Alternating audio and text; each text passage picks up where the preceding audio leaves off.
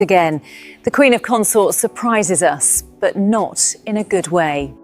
Made lurid and false claims about the royal family, which played on her fears and fueled paranoia. The announcement did not remove Queen Camilla from the monarchy, and it did not strip her of her title. But in royal life, not every powerful decision is written in dramatic language. Sometimes, the most revealing choices appear quietly through a residence, a tradition, or a door that will no longer open in quite the same way. For nearly 2 centuries, Buckingham Palace has stood as the grand public face of the British monarchy, the place where crowds gather during moments of national celebration, where balcony appearances become history, and where the presence of the sovereign has always carried a meaning far beyond bricks, gates, and gilded rooms. So when reports confirm that King Charles III and Queen Camilla are not expected to make Buckingham Palace their main home after its vast refurbishment is complete, many royal watchers immediately understood that this was not merely a question of where the king sleeps at night. It was a question of what kind of monarchy he is quietly building. At first glance, the decision appears practical. Clarence House has long been familiar to Charles and Camilla. It is personal, manageable, and deeply connected to the life they built before the crown finally came to him. Buckingham Palace, meanwhile, has been undergoing an enormous program of repair and modernization, a project designed to preserve the building for future generations and make it more functional as the working center of royal life. But royal decisions are rarely only practical, especially when the decision involves the most recognizable palace in the world. Because Buckingham Palace is not just a house, it is a stage. It is a place where monarchy performs continuity.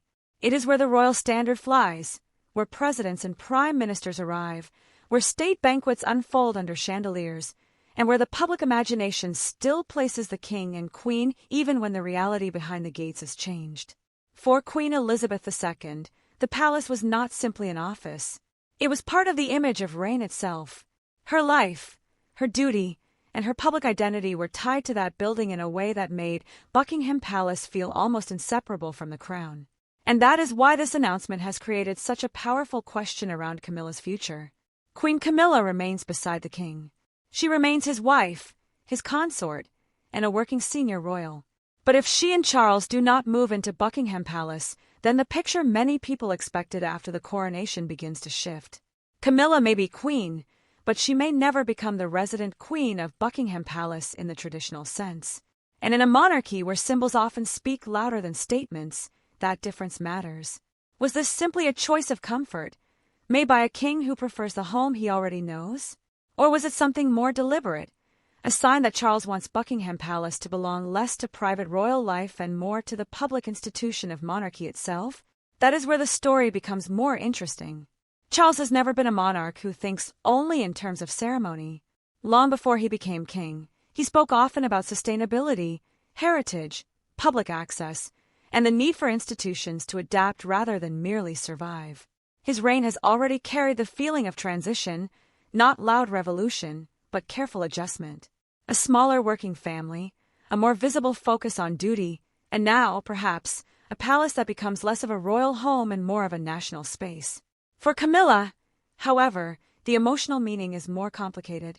Her journey into the center of royal life was never simple.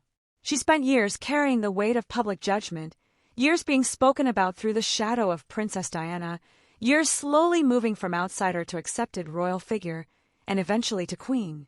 To many of her supporters, the coronation was not only a ceremony. It was the final confirmation that she had endured the storm and reached the place Charles had always wanted her to hold. But now, the most famous physical symbol of that place may not become her home. That does not mean rejection.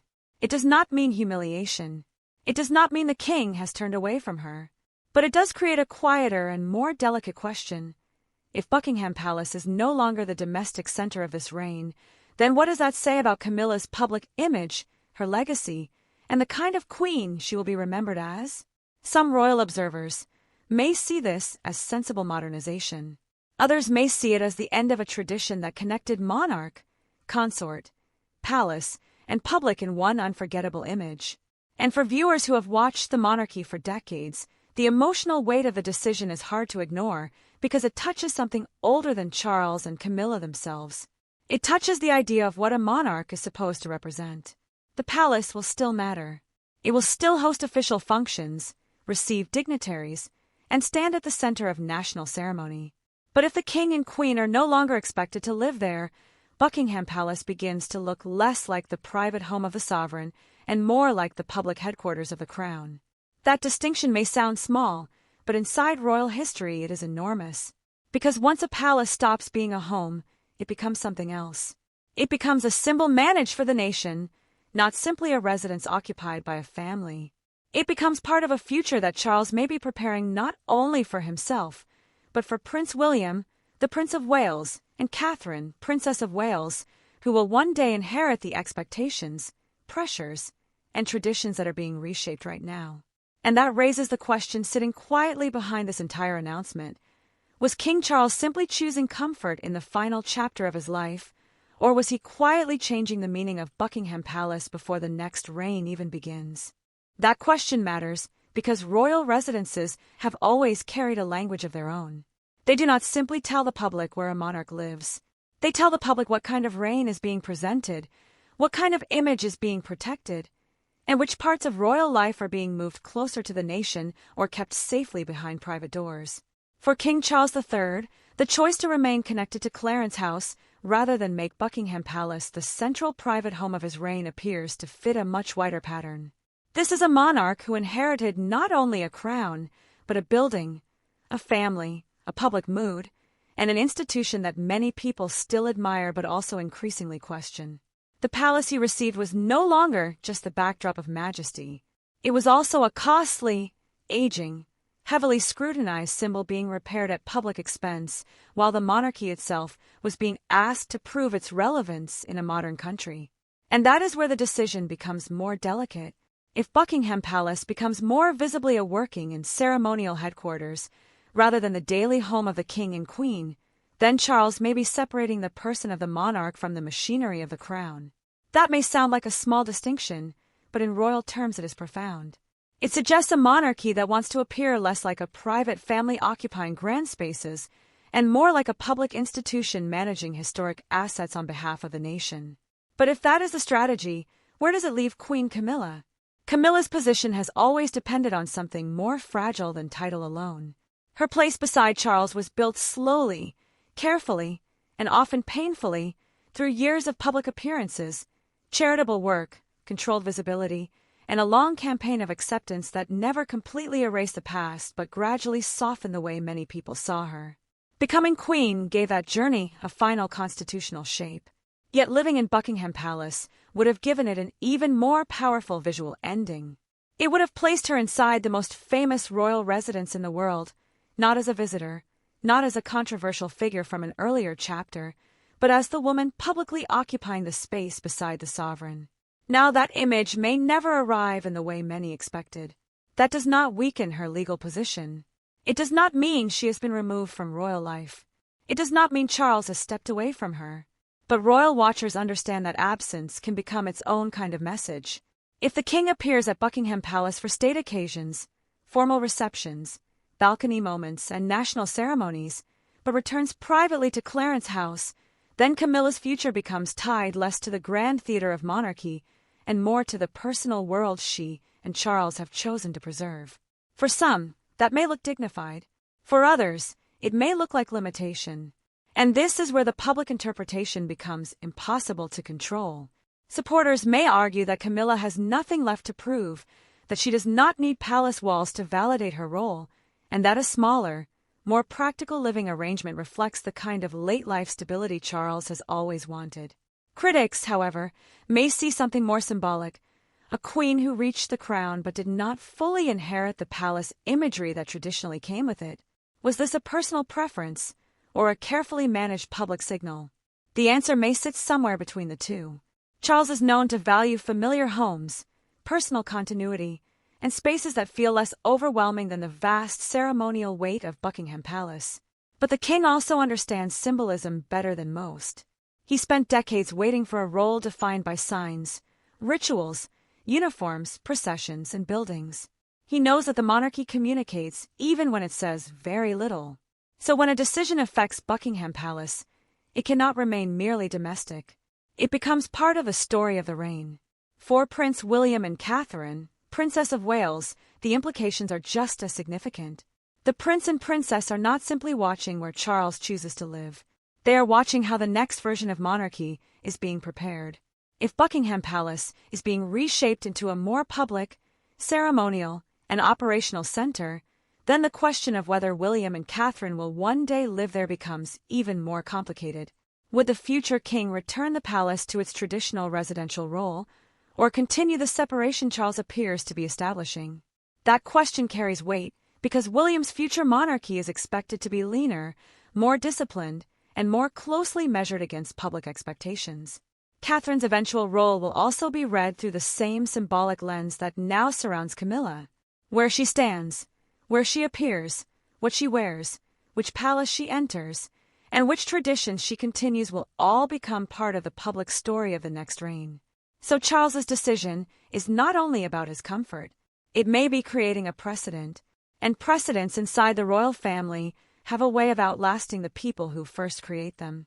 A choice made for practical reasons in one reign can become a constitutional expectation in the next. A temporary adjustment can become a new tradition. A private preference can slowly reshape the public imagination.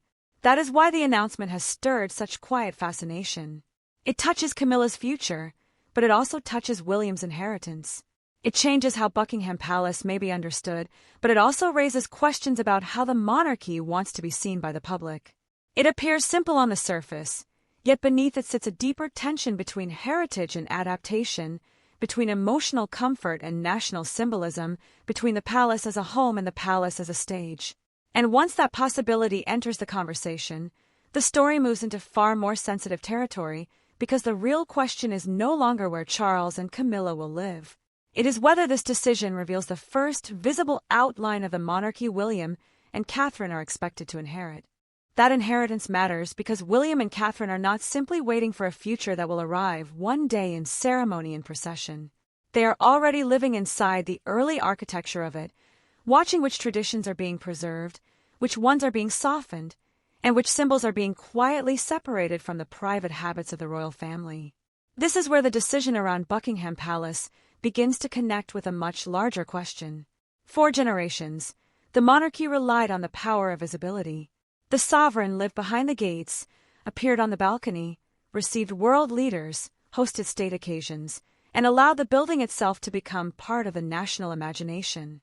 The palace gave the crown a physical center, and for many people, that center helped make the institution feel permanent. But in a modern monarchy, permanence is no longer taken for granted simply because a building stands where it always has. The pressure now is different. Charles appears to understand that the royal family must justify not only its role, but also its footprint.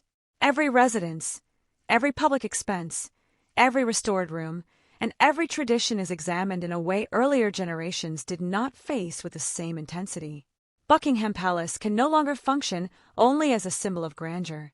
It has to be explained as a working institution, a public asset, a national stage, and a place with purpose beyond private royal comfort. And if that is the new language of the reign, then choosing not to live there may be less about rejection and more about repositioning. But repositioning always creates winners, losses, and unanswered questions. For Camilla, the quiet complication is that her public story has always depended on gradual acceptance. She did not enter royal life as a natural national favorite. Her role had to be carefully built, defended, and normalized over time, and every public appearance became part of a larger effort to show steadiness, service, and loyalty beside Charles. In that context, the absence of Buckingham Palace from her daily royal image may not damage her title, but it does alter the final picture of her journey. She reached the crown, but the most visible royal residence may remain more institution than home during her time as queen. That is why some royal watchers may read this decision through two different lenses. One interpretation is generous. Charles and Camilla are choosing personal stability, preserving a familiar rhythm, and allowing Buckingham Palace to serve the country more visibly. The other interpretation is more symbolic. The king may be keeping the grandeur of the crown separate from the emotional complexity of his marriage, allowing the palace to belong more cleanly to the institution than to the story of how Camilla finally became queen. Neither reading can be treated as certainty, but both reveal why the announcement has power. And then there is William.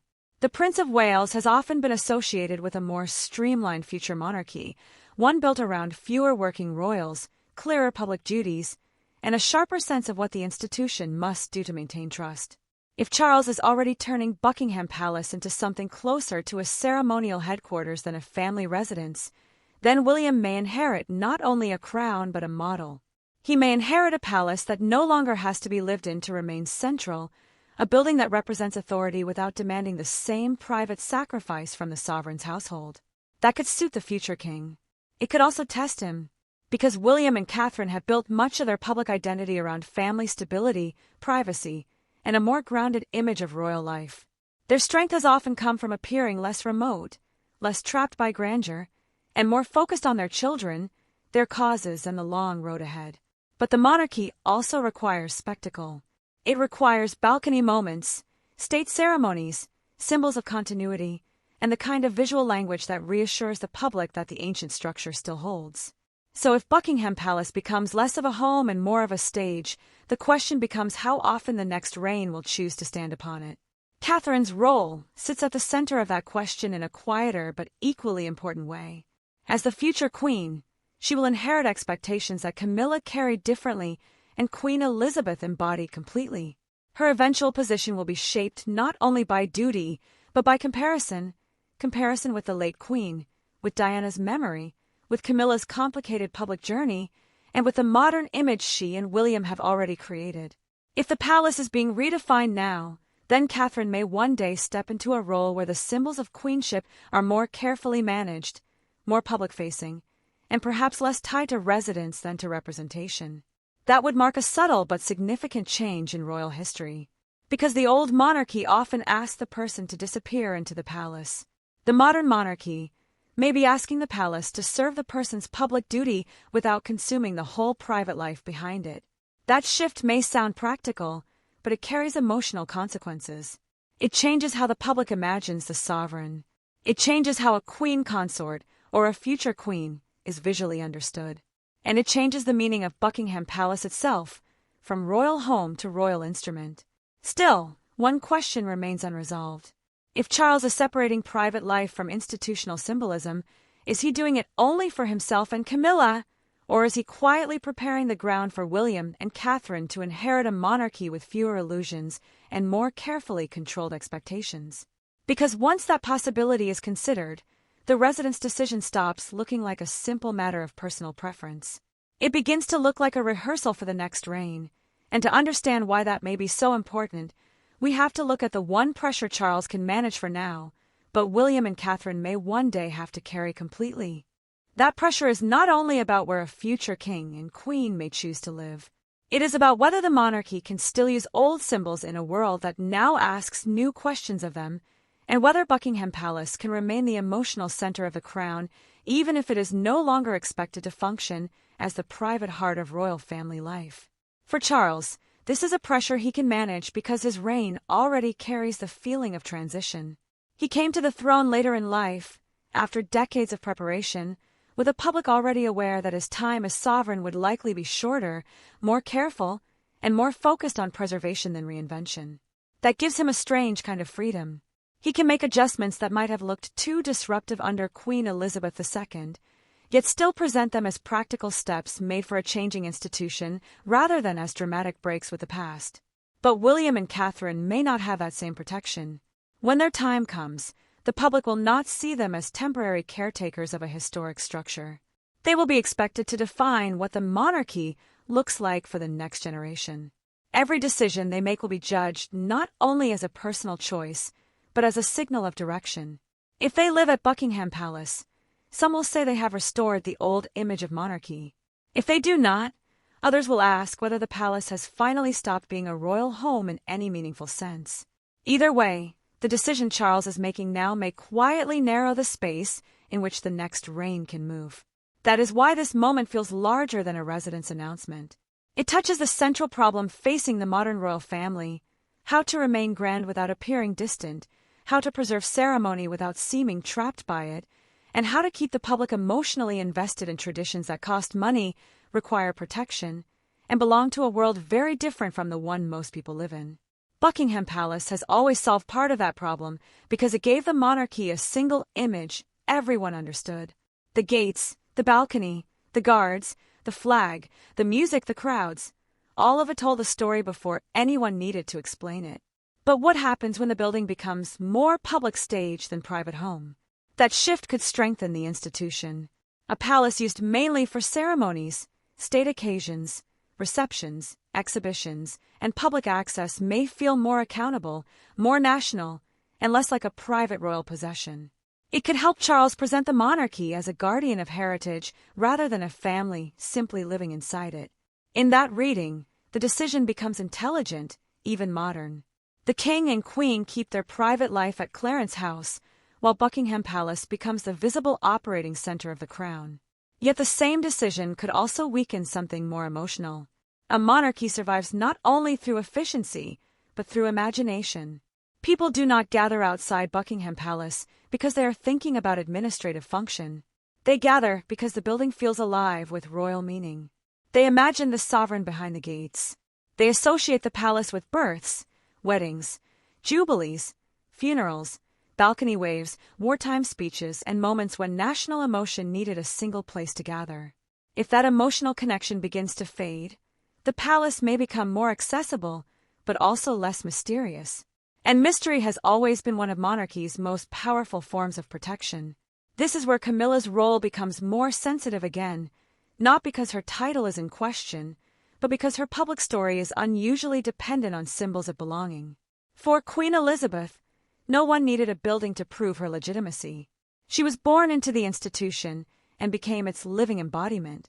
For Catherine, public affection and future expectation have already created a different kind of emotional momentum. But Camilla's journey has always been more complicated. Her acceptance came slowly, sometimes reluctantly, and often through visible signs that she was no longer outside the royal circle but inside it. Buckingham Palace could have been one of the strongest of those signs. Without that image, her queenship becomes more subtle. She is queen through marriage, duty, presence, and coronation, but not through the traditional domestic picture many people still associate with the sovereign's consort. Some viewers will see that as unimportant, because the modern public may care less about palace living arrangements than about service, stability, and tone. Others will feel the symbolism immediately, because in royal life, the place a person occupies has always helped define the story the public tells about them. Was Camilla spared the burden of palace life, or denied one of its most visible confirmations? That is the kind of question Buckingham Palace will never answer directly, because the institution rarely explains the emotional consequences of its own symbolism. It leaves people to interpret them. And in that silence, commentators, supporters, critics, and royal watchers begin to build competing narratives. Some will say Charles is protecting the wife who has stood beside him by keeping their private life in a home that feels familiar and manageable. Others will argue that the palace itself is being held apart from the more controversial parts of his personal history, preserved for the institution and the future rather than absorbed into the story of his marriage. Neither version can be proved completely, but both versions matter because both reveal the same uncomfortable truth. This reign is constantly negotiating between love, duty, history, and public perception. The strongest turning point may be that Buckingham Palace is no longer being treated as an automatic reward of kingship. It is being treated as a tool of monarchy. That change may sound administrative, but it alters the emotional map of royal life. The palace becomes less about who lives there and more about what it represents. It becomes a place Charles can use without being consumed by, a symbol he can preserve without making it the center of his marriage, and a structure he can hand forward without forcing the next generation to inherit every old expectation attached to it. For William, that may be useful. For Catherine, it may be protective. For Camilla, it may be bittersweet. And for the public, it may mark the beginning of a new understanding of what the monarchy is trying to become. Because if the crown can separate its ceremonial center from its private family life, then many other separations may follow. The working royals can become fewer. The public buildings can become more accessible. The personal lives of senior figures can be guarded more tightly. The monarchy can present itself less as a grand household and more as a constitutional, charitable, and ceremonial institution. That may help it survive scrutiny, but it may also make it feel less intimate to people who still want the royal family to appear as a family, not only as an organization. This is the balance Charles appears to be testing. He is not abandoning Buckingham Palace. He is redefining its role. He is not diminishing Camilla's title. He is allowing her queenship to exist outside the traditional image many assumed would complete it. He is not removing the future from William and Catherine. He may be preparing them for a version of monarchy where symbols are used more carefully, where grandeur is displayed more selectively, and where private royal life is no longer expected to sit at the center of the national stage. But that creates one final and very difficult question. If this decision succeeds, it may make the monarchy look modern, disciplined, and more aware of public expectations. If it fails, it may make the crown feel colder, more managed, and less emotionally connected to the palace that generations of people still see as its beating heart. And between those two possibilities sits Camilla's future, Charles's legacy, and the inheritance waiting for William and Catherine. Because the real consequence is not only that the king and queen may choose a different home. It is that Buckingham Palace itself may be changing meaning before the nation's eyes. And to understand what this truly reveals, we have to look at the one question still sitting at the center of everything. Is Charles protecting the future of the monarchy, or quietly ending one of its most powerful traditions? That question is difficult because both interpretations may carry part of the truth. Charles may be protecting the future of the monarchy by refusing to let one building define the whole meaning of the crown, yet he may also be closing the door on a tradition that once helped the public feel the royal family was not simply performing monarchy, but living inside it. That is the quiet tension at the heart of the story. Buckingham Palace has always been more than stone, glass, gold, and ceremony. It has been the place where the private family and the public institution appeared to meet, where the sovereign could step from unseen rooms onto the balcony and become, in one moment, the visible center of national life. If that connection changes, the monarchy does not disappear, but the emotional arrangement between palace, public, and sovereign begins to change with it. And perhaps that is exactly what Charles understands. The king inherited a monarchy shaped by the extraordinary reign of his mother, but he also inherited a public landscape that is far less willing to accept tradition simply because tradition exists. The late Queen carried Buckingham Palace as part of a lifelong image of duty, endurance, and national familiarity. Charles carries it differently. He carries it as a custodian, as a late-life monarch, and as someone who knows that every symbol must now justify itself to a more questioning public. In that sense, his choice may not be a rejection of the palace, but a recognition that the palace must now serve the monarchy in a different way. For Camilla, the meaning is more personal. Her future beside Charles is not being erased, but it is being framed through a quieter kind of queenship, one less dependent on grand residence and more dependent on loyalty, service, and the private steadiness of their marriage. Some will see dignity in that.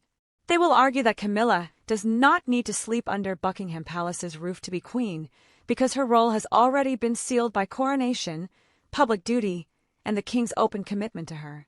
Others will read the same facts differently, seeing a consort whose story reached the crown but did not fully claim the palace image that once seemed inseparable from it. That is why the announcement lands with such unusual force. It does not create scandal in the obvious sense. It creates interpretation. It gives royal watchers a symbol and leaves them to decide what that symbol means. For William and Catherine, the long-term consequence may be even more important. If the palace is now being treated as a public center rather than an automatic family home, the next reign may inherit a monarchy with cleaner boundaries between personal life and official duty. That could protect them. It could allow the future king and queen to preserve a more grounded family image while still using the palace for the ceremonies that keep monarchy visible. But it could also place enormous pressure on them to decide how much grandeur the public still wants and how much distance the public is still prepared to forgive. The future monarchy may therefore be shaped not by one dramatic announcement, but by a series of careful separations. The separation between home and headquarters. The separation between royal family and royal institution. The separation between what the public is allowed to see and what the family must be allowed to keep private.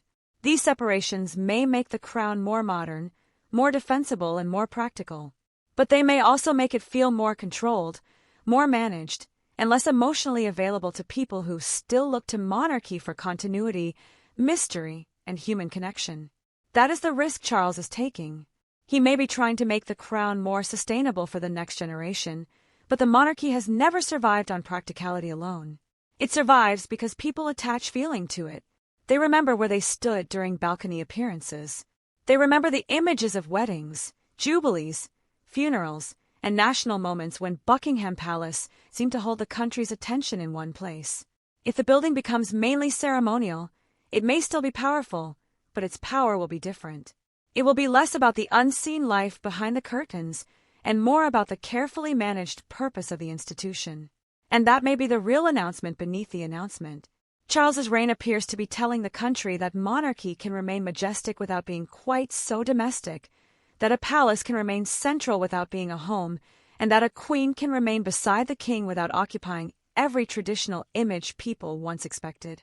Whether that becomes a wise modernization or a quiet loss will depend on how the public responds, and perhaps even more importantly, on how William and Catherine eventually choose to carry the symbols they inherit. Because the next reign will not begin on a blank page. It will begin inside decisions already made, expectations already adjusted, and traditions already softened. If Buckingham Palace is now being reimagined, then the Prince and Princess of Wales may one day inherit not only the crown, but a new question about how visible, accessible, and emotionally connected that crown should be. So what do you think? Was this simply a practical royal decision about where King Charles and Queen Camilla feel most comfortable, or does it point to a much larger shift inside the monarchy itself? Share your thoughts in the comments below. And if you enjoyed this deep royal analysis, be sure to subscribe and turn on notifications so you never miss our next documentary-style royal story. Because in the end, the future of the monarchy may not be decided only by who wears the crown, but by which doors remain open, which traditions quietly change, and which symbols the public is still willing to believe in. Once again, the Queen of Consorts surprises us, but not in a good way. Made lurid and false claims about the royal family, which played on her fears and fueled paranoia. The announcement did not come with raised voices, palace drama, or the kind of explosive wording that usually dominates royal headlines. But sometimes, the most revealing royal decisions arrive quietly. A residence is named, a tradition is adjusted, and suddenly, the future of a queen begins to look different from the one the public had imagined. For generations, Buckingham Palace has been more than the official face of monarchy. It has been the image of royal permanence itself, the place where the sovereign is imagined behind the gates, where crowds gather during national moments, and where the balcony has carried some of the most unforgettable scenes in modern royal history. So when it emerged that King Charles III and Queen Camilla are not expected to make Buckingham Palace their main home after its major refurbishment, the announcement immediately raised a question that was far deeper than furniture, floor plans, or private preference. What does it mean when a king and queen choose not to live inside the palace most people still see as the heart of the crown? At first, the explanation seems practical. Charles and Camilla have long been comfortable at Clarence House, a residence connected to their personal rhythm, their marriage, and the life they built before his accession.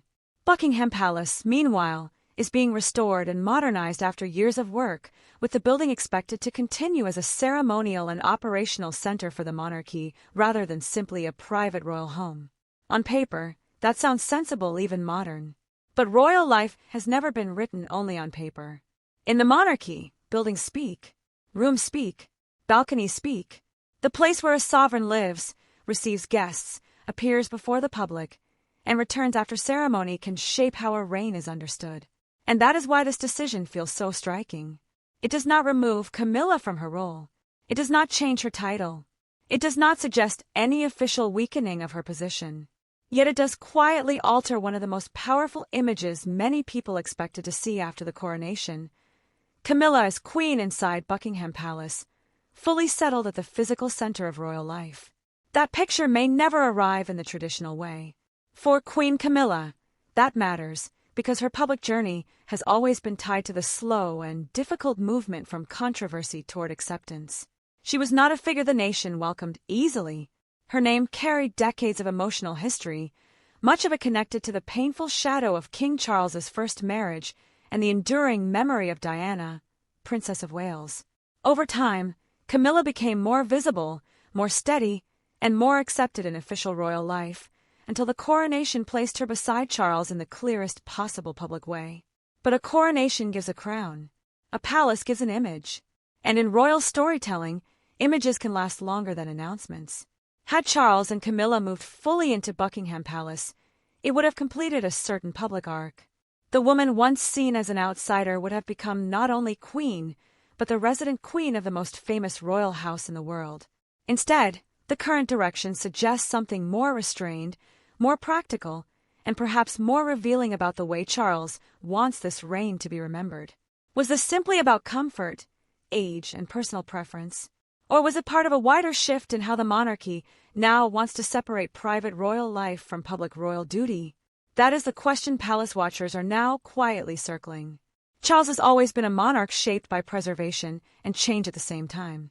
He respects tradition, but he has also spent decades speaking about modernization, responsibility, and institutions needing to adapt before they lose public trust. In that context, Buckingham Palace may be moving into a new role. It may remain the grand ceremonial center of monarchy, the place of state occasions, receptions, official audiences, and national symbolism, while no longer being presented as the intimate home of the king and queen. That distinction may sound small, but inside the House of Windsor it is enormous. It suggests a monarchy trying to become more public in its buildings and more private in its family life. It suggests a king who may be saying, without using dramatic language, that the palace belongs not only to the sovereign, but to the nation, to history, and to the future institution that Prince William and Catherine, Princess of Wales, will one day inherit. And if that is true, then Camilla's future is only one part of a much larger story. Because this announcement is not only about where Charles and Camilla will live. It is about what kind of Queen Camilla will be remembered as, what kind of monarchy Charles is quietly shaping, and what kind of royal stage will be left for the next reign. Buckingham Palace will still stand. The gates will still draw crowds. The balcony will still carry the weight of national memory. But if the king and queen no longer live there in the old way, then the palace itself begins to change meaning. And once that question appears, the story moves into far more sensitive territory, because Camilla's future is not the only future being quietly rewritten. To understand why this announcement matters so much, we have to look at what it may reveal about William, Catherine, and the monarchy that is already being prepared behind the scenes. That preparation matters because the future of the monarchy is never built in one dramatic moment. It is built quietly through the decisions that seem practical at first, until the pattern becomes impossible to ignore.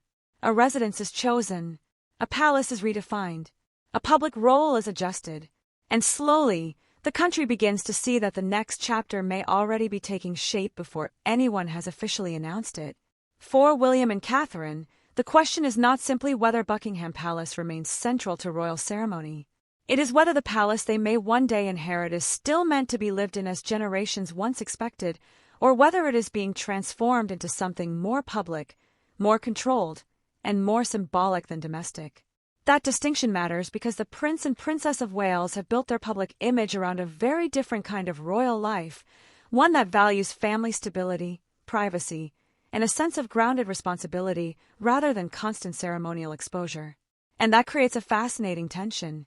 The monarchy still needs grandeur.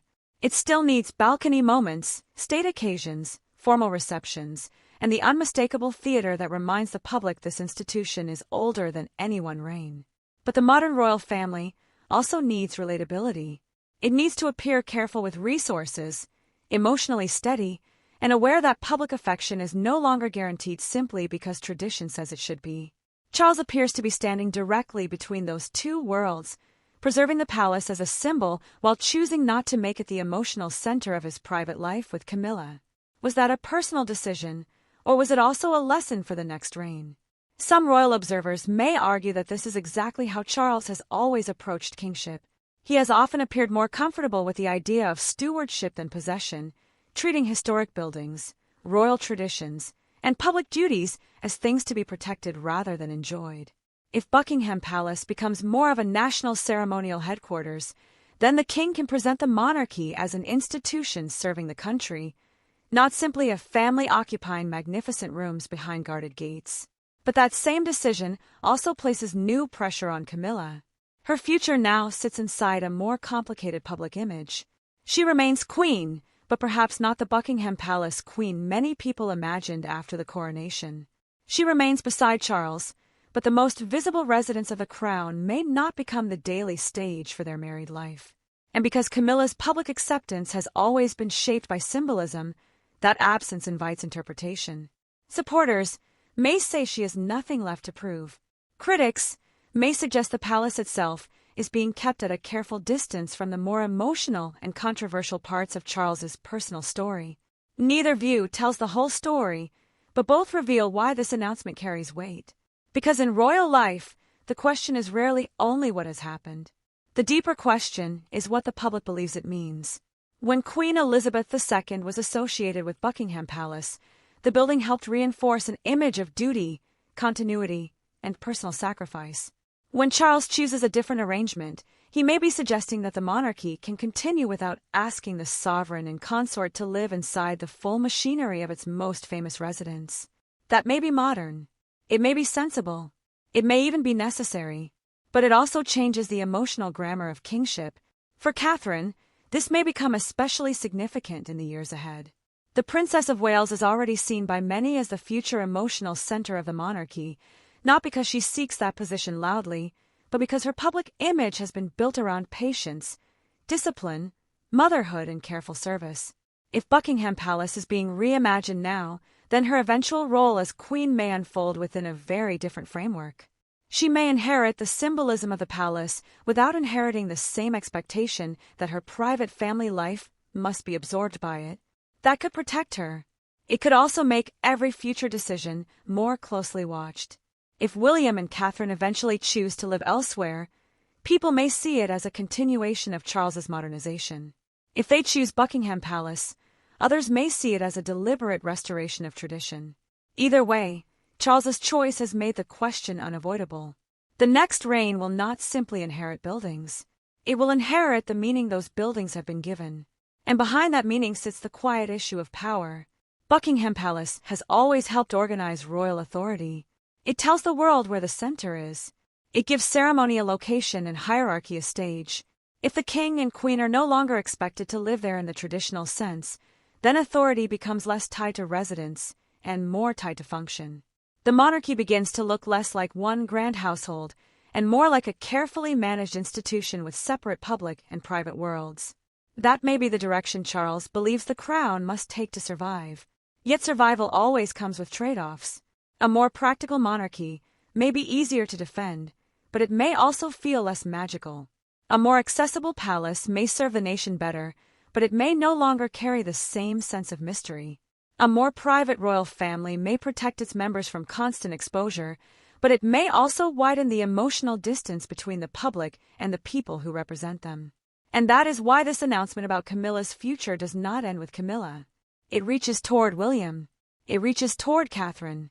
It reaches toward the question of whether the monarchy can remain emotionally powerful while becoming more carefully managed.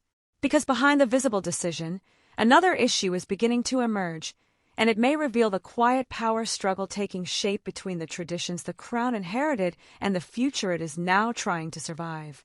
That struggle is not loud, and that is what makes it so important. The monarchy rarely changes by announcing that it is changing. More often, it shifts through habits, schedules, residences, responsibilities, and symbols that seem harmless until they are placed beside one another and the pattern begins to show. In that pattern, Buckingham Palace becomes more than a building, Camilla becomes more than a consort, and William and Catherine become more than the next royal couple waiting in line. They become part of a quiet rearrangement of power. The deeper issue is that Charles is ruling at a moment when the monarchy must appear both ancient and adaptable. If it leans too heavily into grandeur, it risks looking detached from the people it is supposed to serve. If it strips away too much ceremony, it risks losing the very mystery that makes monarchy different from any ordinary public institution. That balance has always been delicate, but under this reign, it has become even more exposed because every decision seems to carry the shadow of the next generation. And that is where the palace question begins to connect with succession itself. William is not simply inheriting a crown. He is inheriting a public mood, a family history, and an institution that must constantly explain why it still matters. The future king has already been associated with a more focused royal structure, one that appears less crowded, less sentimental about old arrangements, and more careful about which duties genuinely serve the monarchy's public purpose. If Buckingham Palace is being reshaped now into a more ceremonial and operational space, it may give him a blueprint for a reign where symbolism is preserved, but private life is more carefully guarded. That may be practical. It may also be risky, because monarchy does not survive only by being efficient. It survives through emotional recognition.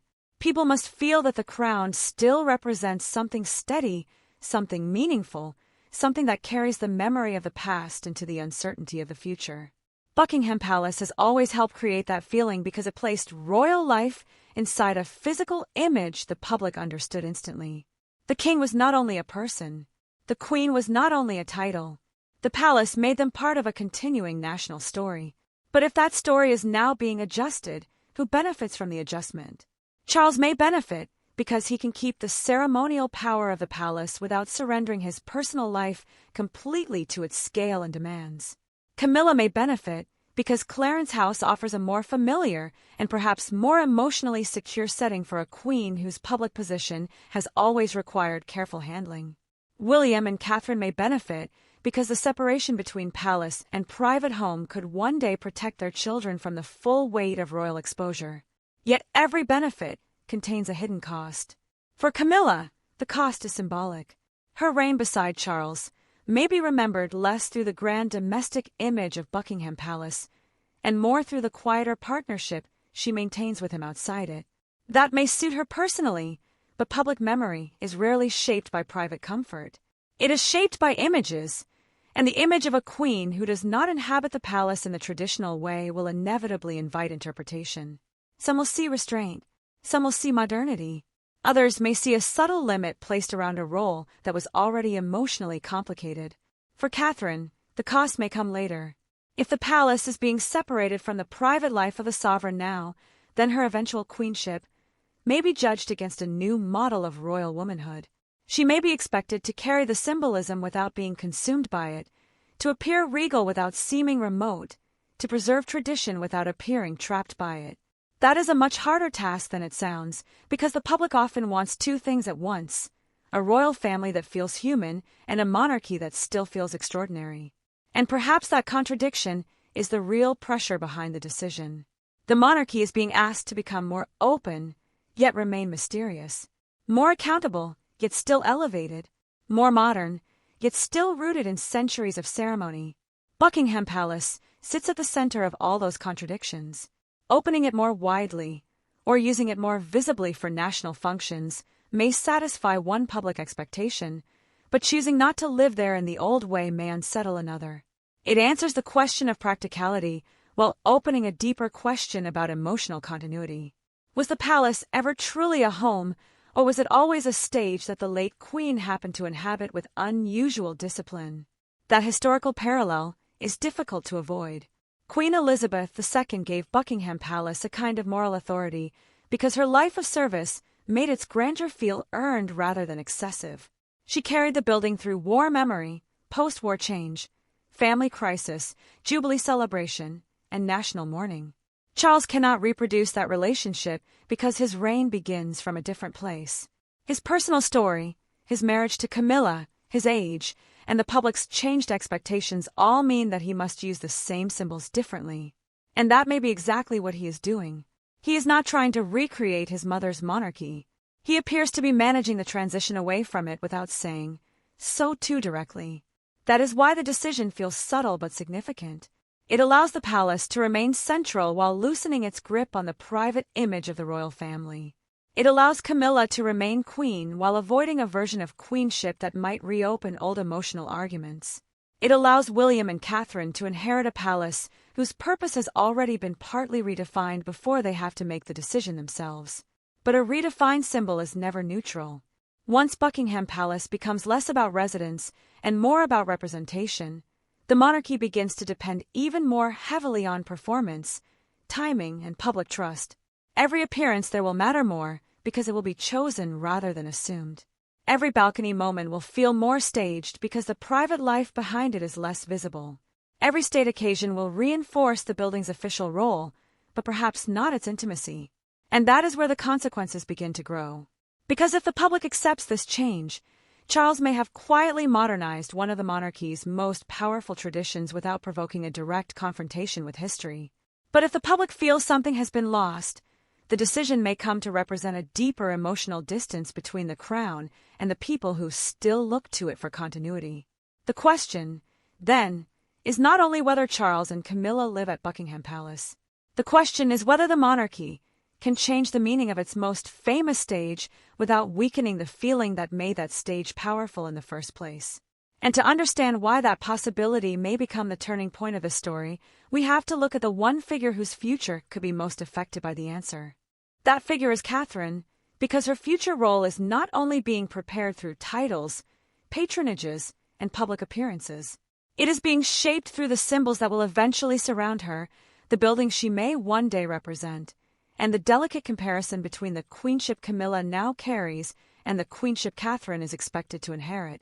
This is where the pressure begins to rise, because Catherine's position has always been powerful precisely because it has been careful.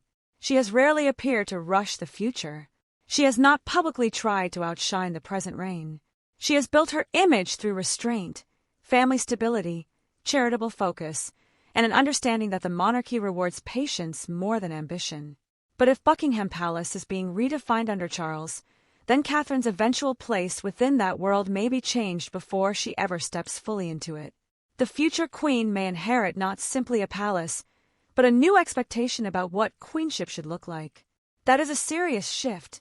In earlier generations, the image of a queen consort or queen was tied strongly to physical presence, to ceremonial spaces, to the visible occupation of royal grandeur. A queen was not only a woman beside the monarch. She was part of the architecture of monarchy itself. She belonged in the processions, in the staterooms, in the official portraits, and in the palaces that gave the crown its emotional setting. Camilla has lived inside the difficulty of that symbolism because her journey to acceptance was never purely constitutional. It was emotional, public, and deeply tied to the way the nation chose to see her. Catherine's challenge will be different, but perhaps even more demanding. If the palace becomes more of a national stage and less of a royal home, then the Princess of Wales may one day have to embody royal tradition without appearing trapped inside it. She may be expected to carry the elegance of a future queen, the accessibility of a modern mother, the discipline of a senior royal, and the emotional steadiness of someone who understands the public's affection can never be taken for granted. That is a delicate balance, and every decision Charles makes now may either make that balance easier or expose it to greater scrutiny. And this is where Camilla's future becomes tied to Catherine's in a way that no palace statement would ever say directly. Camilla remains queen, but her queenship now appears less connected to the old Buckingham Palace image than many expected. Catherine is not queen yet, but the public already reads her through the future. One woman holds the title in the present. The other carries the expectation of what comes next. That contrast creates a quiet tension, not necessarily personal, not necessarily hostile, but symbolically powerful. Because when the monarchy adjusts the image of the current queen, it inevitably changes the frame through which the future queen will be judged.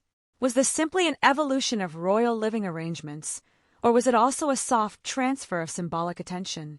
Buckingham Palace has not publicly confirmed anything that would suggest a change in Camilla's title or constitutional status, and it would be irresponsible to imply otherwise. But in royal commentary, the public often reacts not only to official facts, but to visual meaning. If the king and queen are associated privately with Clarence House, while Buckingham Palace becomes more clearly the working stage of the monarchy, then royal watchers may begin to ask who the palace is really being preserved for. Is it being preserved for Charles's ceremonial reign, for the nation's access, or for the future moment when William and Catherine will need to decide whether to reclaim its traditional domestic role? That question matters because the monarchy is always thinking beyond the present. It may not say so in dramatic terms, but every reign prepares the next one. Queen Elizabeth II prepared Charles through decades of duty and expectation. Charles, whether deliberately or simply through the practical choices of his reign, is now preparing William. And William, in turn, is already shaping the public imagination around Catherine and their children. Nothing in that process is accidental for long. Even choices that begin as personal arrangements can become institutional signals once they are repeated, defended, and absorbed into public understanding. The turning point here is that Buckingham Palace may no longer be treated as the automatic private destination of queenship. For Camilla, that may soften the burden of a role that was always emotionally complicated.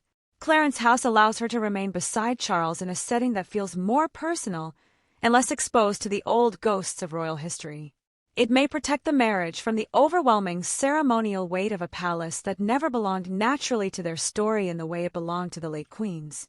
But at the same time, it means Camilla's public legacy may be framed less by occupation of the monarchy's most famous home and more by the quieter support she offers to Charles from a different kind of royal space. That is not rejection, but it is not the old image of triumph either. And perhaps that is why the decision carries such emotional force. It allows two interpretations to exist at once. One says Charles is modernizing the monarchy with discipline, turning Buckingham Palace into a place of national service rather than private privilege.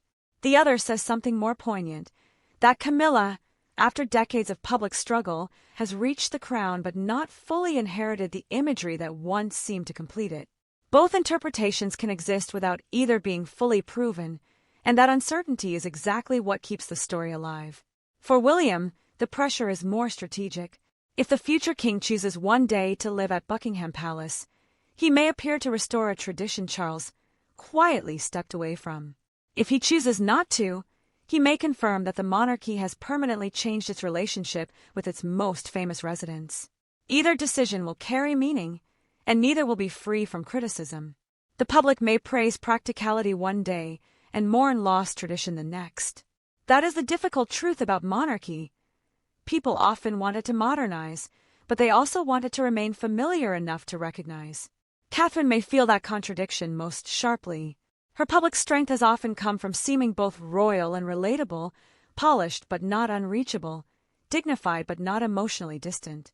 Buckingham Palace represents a different kind of image, one that is grand, formal, and almost impossible to make ordinary. If she one day stands at the center of that palace life, she may inherit the full majesty of the role. If she does not, she may inherit a modern model that protects her family but asks the public to accept a monarchy less rooted in the old domestic symbols. And that is where this story moves beyond Camilla.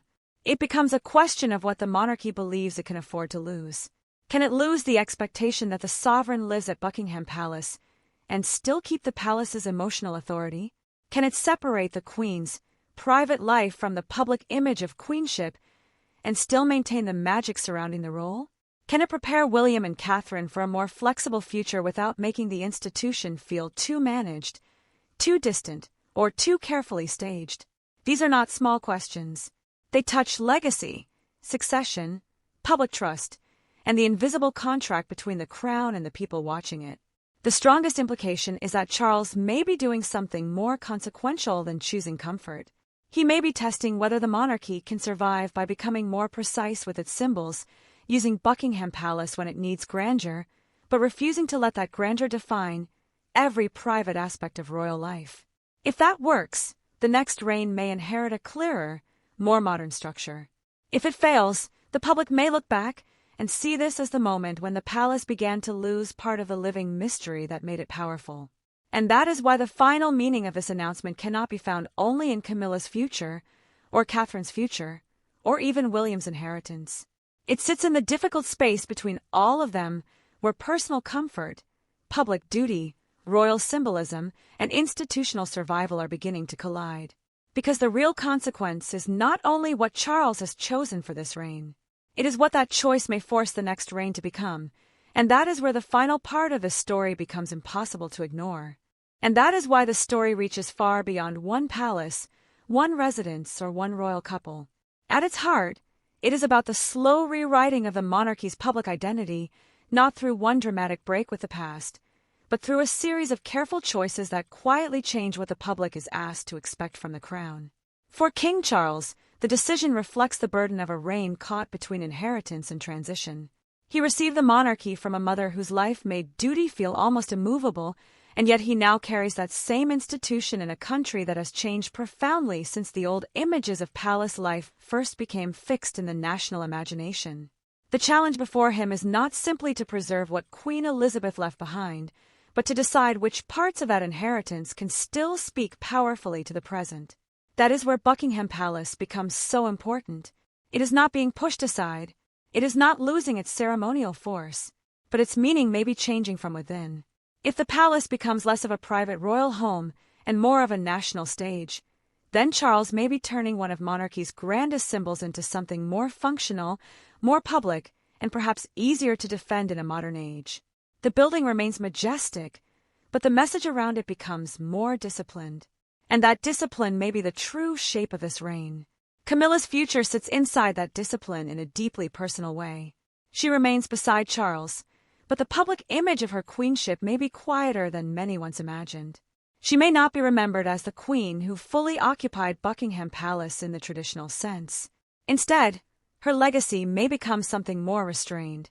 The consort who stood beside the king through a period of transition, accepted a less conventional royal arrangement, and helped carry a reign that was always partly about managing change rather than restoring old certainties. For her supporters, that may feel dignified. For her critics, it may feel incomplete. But for the monarchy itself, it may be useful. It allows Charles to honor his marriage while also presenting the crown as something larger than any one domestic arrangement. It keeps Camilla close to the king, but it also keeps Buckingham Palace available as a symbol that belongs not only to this marriage, not only to this reign, but to the institution itself. That distinction may define what comes next, because William and Catherine are watching the monarchy become more deliberate in real time. The future they inherit may be less instinctive, less automatic, and more carefully managed than the one Charles inherited.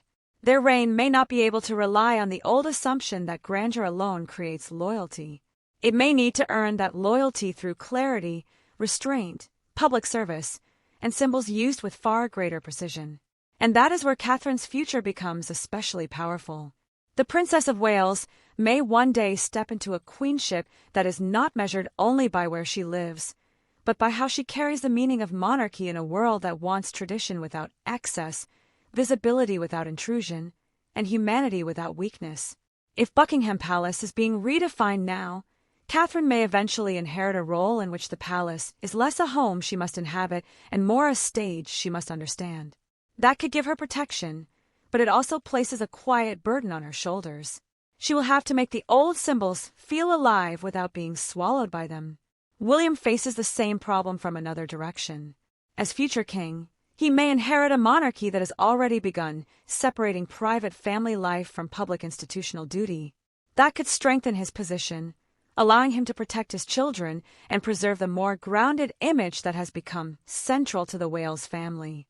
But it also means that every future choice about Buckingham Palace will be read as a statement. If he embraces the palace more fully, it may look like a restoration. If he continues Charles's model, it may confirm that the monarchy has entered a new age. Either path carries risk. The public may welcome a more practical monarchy, but still mourn the fading of certain romantic images. They may praise a more accessible palace, but still wonder whether the family behind the institution has become more distant. They may understand why Charles and Camilla prefer Clarence House, yet still feel that something symbolic has shifted when the king and queen no longer appear tied to Buckingham Palace in the way earlier generations expected. This is the delicate bargain the crown is now making. It is asking the public to separate the meaning of monarchy from the private geography of royal life. It is asking people to believe that a palace can remain central even if it is no longer the daily home of the sovereign. It is asking viewers to accept that queenship, kingship, duty, and continuity can be expressed through service and ceremony rather than through residence alone. That may be modernization. It may also be loss. And perhaps the truth is that it is both. Monarchy has always survived by changing just enough to endure, while preserving enough of the past to remain recognizable. Charles's decision about Buckingham Palace may one day be seen as one of those quiet turning points, not because it shook the nation in one loud moment, but because it gently changed the meaning of a symbol everyone thought they already understood. So what do you think? Was this simply a practical royal decision about where King Charles and Queen Camilla feel most comfortable, or does it point to a much larger shift inside the monarchy? Share your thoughts in the comments below. And if you enjoyed this deep royal analysis, be sure to subscribe and turn on notifications so you never miss our next documentary-style royal story. Because in the end, the future of the monarchy may not be decided only by who stands on the balcony, but by what the balcony still means when the palace behind it is no longer imagined in quite the same way. The statement was not long, and that was what made it so unsettling. In royal life, the most important changes are rarely delivered with emotional language. They arrive through titles, careful wording, and phrases that seem ordinary until people begin asking why one familiar word has suddenly become the center of attention. For years, Queen Camilla's position beside King Charles III has been one of the most carefully watched transformations in modern royal history. She was not simply a woman who married into the royal family. She was a figure whose public image had to be rebuilt slowly, cautiously, and under the weight of memories many people in Britain never fully forgot. So when fresh attention turned toward the language used around her title, and when some royal watchers began questioning whether the phrase Queen Consort still carried the same meaning it once did, the reaction was immediate. Was this simply wording, or was something larger beginning to shift?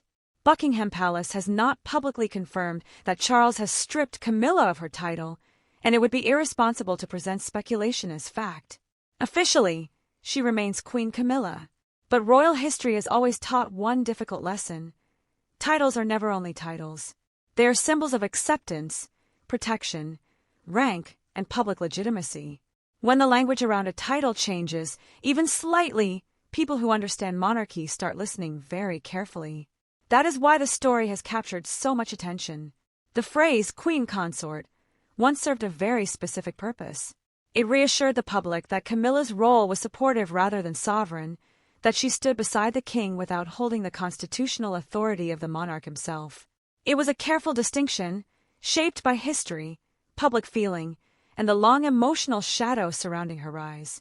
Then, after the coronation, the simpler title Queen Camilla became more widely used, a change that many saw as a sign of full acceptance. But now, that same title has become the center of renewed debate. Some royal commentators believe the discussion is not really about whether Camilla is queen in the formal sense. It is about what kind of queen the institution wants the public to see her as. Is she the fully settled consort of a reign that has moved beyond the past, or is her position still surrounded by caution, memory, and careful management? That question matters because Camilla's public journey has always depended on more than law. It has depended on feeling, and feeling is where monarchy becomes dangerous. For Charles, Camilla's title has always carried a deeply personal meaning. It represented the woman he waited decades to marry, the partner he defended through criticism, and the companion who stood beside him when the crown finally came. But for the monarchy, the same title carries a different weight. It belongs not only to a marriage, but to an institution that must protect continuity, public trust, and the future reign of Prince William, the Prince of Wales. That is where the first layer of tension begins. If the palace language around Camilla is being watched so closely, it is because people sense that the monarchy is entering a period where every symbol matters. Charles is not ruling in an easy age. His reign has been shaped by transition, public scrutiny, health concerns, and the constant awareness that William and Catherine, Princess of Wales, are no longer distant figures in the future. They are increasingly seen as the emotional and strategic center of what comes next. So when Camilla's title becomes a topic of discussion, it does not remain only about Camilla. It opens a wider question about hierarchy inside the royal family. How much space should the current queen occupy in the public image of the monarchy when the next queen is already being prepared in the public imagination? How does Charles honor the woman beside him while also protecting the clarity of the succession? And how does the palace avoid making any adjustment look like rejection, humiliation, or retreat? Those are not simple questions, because Camilla's story has never been simple. To her supporters, she represents endurance, loyalty, and a woman who accepted years of public hostility before finally finding her place beside the king. To her critics, she remains connected to one of the most painful chapters in modern royal memory, a chapter still tied to Princess Diana and the emotional fracture that shaped an entire generation of royal watchers. That division means every word around Camilla is heard differently depending on who is listening. For some, Queen Camilla sounds like closure. For others, it still sounds unfinished. And that is why the title conversation carries such emotional force. It is not because a single phrase can change the monarchy overnight. It is because the phrase touches the unresolved question that has followed Camilla for decades. Has the institution fully absorbed her story, or is it still managing the consequences of it? Charles may believe the matter is settled. The palace may prefer calm language and careful continuity. But the public has always interpreted royal symbolism through memory, not only through official statements. And once people begin asking whether a title is being protected, softened, or quietly reframed, the story moves beyond ceremony and into something far more sensitive. Because the deeper question is not simply what Camilla is called. It is what her title now represents, what the palace wants it to represent, and whether the future monarchy can move forward without reopening the wounds that made that title so powerful in the first place. To understand why this matters, we have to look at the quiet pressure building behind the language, long before the public noticed the words. That pressure began with the difference between what the palace says publicly and what royal language can suggest privately.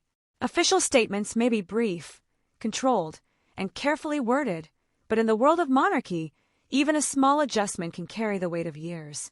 A title can reassure the public, calm old anxieties, or quietly signal that the institution is drawing a boundary around how far personal history should shape the future. That is why the renewed attention around Camilla's title is not simply a question of style. It touches the long, difficult process by which her role was made acceptable to a public that once resisted it strongly. For many years, the palace had to balance two realities at the same time: Charles's personal devotion to Camilla and the public memory of a royal marriage that ended in sorrow, scandal, and permanent emotional division. The phrase "queen consort" helped manage that balance because it carried dignity without appearing to erase the past too quickly. But after the coronation, the wider use of Queen Camilla suggested something more settled. To supporters, that shift looked like closure. It showed a woman finally accepted at the king's side, not hidden behind careful qualifiers or treated as a temporary addition to royal life. To critics, however, the change still felt uncomfortable because titles in the royal family are never heard in isolation. They are heard through memory. And Camilla's title, perhaps more than almost any other modern royal title, carries the echo of a national story that many viewers still feel personally. That is where the stakes begin to expand. If palace language now appears to be watched, questioned, or interpreted with unusual intensity, it may reveal a monarchy trying to manage more than one audience at once. There is the audience loyal to Charles, who believe his marriage deserved recognition after decades of public difficulty. There is the audience, still emotionally attached to Diana's legacy, who may never see Camilla's elevation as fully uncomplicated.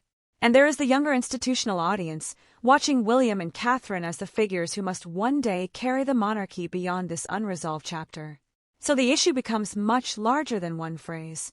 It becomes a question of how the palace protects continuity without reopening old wounds. If Camilla is described too strongly, some may feel the monarchy is asking the public to forget too much. If her title is softened or questioned too visibly, others may feel the king is allowing his wife's position to be diminished after years of loyalty. Either direction carries risk, and that is why royal wording often feels so cautious. The palace is not merely choosing language. It is managing memory. And memory is one of the most powerful forces inside the House of Windsor. Charles knows this better than anyone. His life has been shaped by the way private choices become public symbols. His love for Camilla was once treated by many as a threat to the monarchy's emotional bond with the people. Later, that same relationship was carefully reframed as endurance, companionship, and stability. By the time he became king, the palace had already spent years preparing the public to see Camilla not as an intruder, but as a working royal figure who had earned a place beside him. Yet acceptance is not the same as certainty. That distinction matters because Camilla's title sits at the crossing point between marriage and monarchy. As Charles's wife, her place is personal. As queen, her place becomes institutional. And once a personal relationship is given an institutional title, every question around that title becomes far more sensitive. Was the title meant to honor a partnership or to strengthen the reign? Was it a reward for loyalty or a function of duty? And if public trust becomes fragile, which part does the monarchy protect first? Those are uncomfortable questions, but they are exactly the kinds of questions royal history repeatedly forces into view. The monarchy has survived because it knows how to turn private pain into public order. It does not always do so gently, and it does not always do so without cost. But when confusion begins to surround a royal role, the institution usually moves to restore clarity, even if that clarity feels cold. That does not mean Camilla's title is being removed. Buckingham Palace has not publicly confirmed any such action. But the fact that people are asking the question shows how delicate her public position remains. It also shows how closely the future is pressing against the present. William and Catherine do not need to say anything for their presence to influence the conversation. Their role is growing because time itself is moving in their direction. The more the public sees them as the next emotional center of the monarchy, the more every symbol around Charles and Camilla is judged against what comes after. That does not mean conflict is inevitable. It means the palace must constantly decide how much attention belongs to the current reign and how much must quietly prepare the next one. And once that possibility enters the conversation, the story moves into far more sensitive territory because the deeper question is not simply how Camilla is styled today. It is whether the monarchy is already beginning to separate the emotional story of Charles's reign from the cleaner, more carefully managed image it wants William and Catherine to inherit. That separation is where the story begins to feel larger than one title, because the monarchy is not only managing how Camilla is described today, it is also managing how the next reign will be understood tomorrow. And once those two timelines begin to overlap, even the smallest royal wording can start to sound like a signal. The deeper issue is that Charles's reign sits in a very unusual place. It is not the beginning of a long new age in the way Queen Elizabeth II's reign once was. It is more like a bridge, carrying the monarchy from one historic era into another while the public already watches William and Catherine with the expectation that they represent the future. That does not weaken Charles's authority, but it does change the atmosphere around every decision he makes. His reign must honor the past, steady the present, and prepare the future all at once. That is a difficult position for any monarch. When Camilla became queen consort, the title carried the weight of Queen Elizabeth's final blessing, the coronation's authority, and the public acceptance that Charles had worked for across many years. But when the palace and public language later moved more naturally toward Queen Camilla, the shift seemed to suggest that the careful qualifier was no longer as necessary as it once had been. To many viewers, that looked like final acceptance. Yet to others, it reopened an older question. Was the monarchy asking the country to move on faster than memory allowed? That contradiction has never fully disappeared. And this is where hidden pressures begin to show. Royal titles are meant to create clarity, but Camilla's title has always carried emotional complexity. Queen Consort explains function. Queen Camilla creates image. One sounds constitutional and careful. The other sounds settled, intimate, and complete. Neither title is false, but each one leads the audience toward a different emotional reading of her place beside the king. That is why the discussion matters. It is not only about what she may legally be called. It is about which version of her story the monarchy wants the public to absorb. Was the palace strengthening Camilla's acceptance, or carefully testing how far that acceptance could go? That question becomes even more important when placed beside William and Catherine. Their public image is built on a different emotional foundation. They are not carrying the same history. They are not being introduced to the public through controversy that must be softened over decades. They represent family continuity, generational renewal, and a monarchy that many people imagine as calmer, cleaner, and more future-facing. That does not mean they are untouched by pressure. In fact, it means the pressure around them may be even more carefully controlled. Because the future must not inherit confusion. This is the point where the discussion around Camilla's styling becomes part of a wider institutional calculation. The palace knows that when Charles's reign gives way to William's, the transition must feel stable. It must not appear weighed down by old emotional battles, unresolved title debates, or questions about who truly represents the center of royal authority. The monarchy can survive disagreement, but it cannot afford to let its symbols look uncertain at the very moment it needs the public to trust the line of succession. That is why some royal observers believe the language around Camilla may be watched so closely, not because her role is suddenly being erased, and not because Buckingham Palace has confirmed any reduction in her status, but because the monarchy itself is learning how delicate the wording of queenship can be. The wrong phrase can sound like a retreat. The right phrase can sound like closure. But a phrase that feels too confident to one part of the public may feel too provocative to another. And that is the trap. Camilla cannot be treated as temporary because she is the king's wife and was crowned beside him. But she also cannot be presented in a way that appears to overshadow the emotional preparation for Catherine's future role. The current queen and the future queen exist in the same public imagination, and that makes every symbol around them more sensitive. A title, a seating order, a photograph, a palace balcony, a line in a statement, all of it can be read as part of a quiet transfer of attention. No one has to say that out loud for royal watchers to feel it. Historically, the monarchy has always understood the power of gradual adjustment. It rarely tears down one image and replaces it overnight. Instead, it softens language, changes emphasis, shifts visibility, and allows the public to become used to a new arrangement before calling it tradition. That may be what is happening here. The question is not whether Camilla is queen. Officially, she is.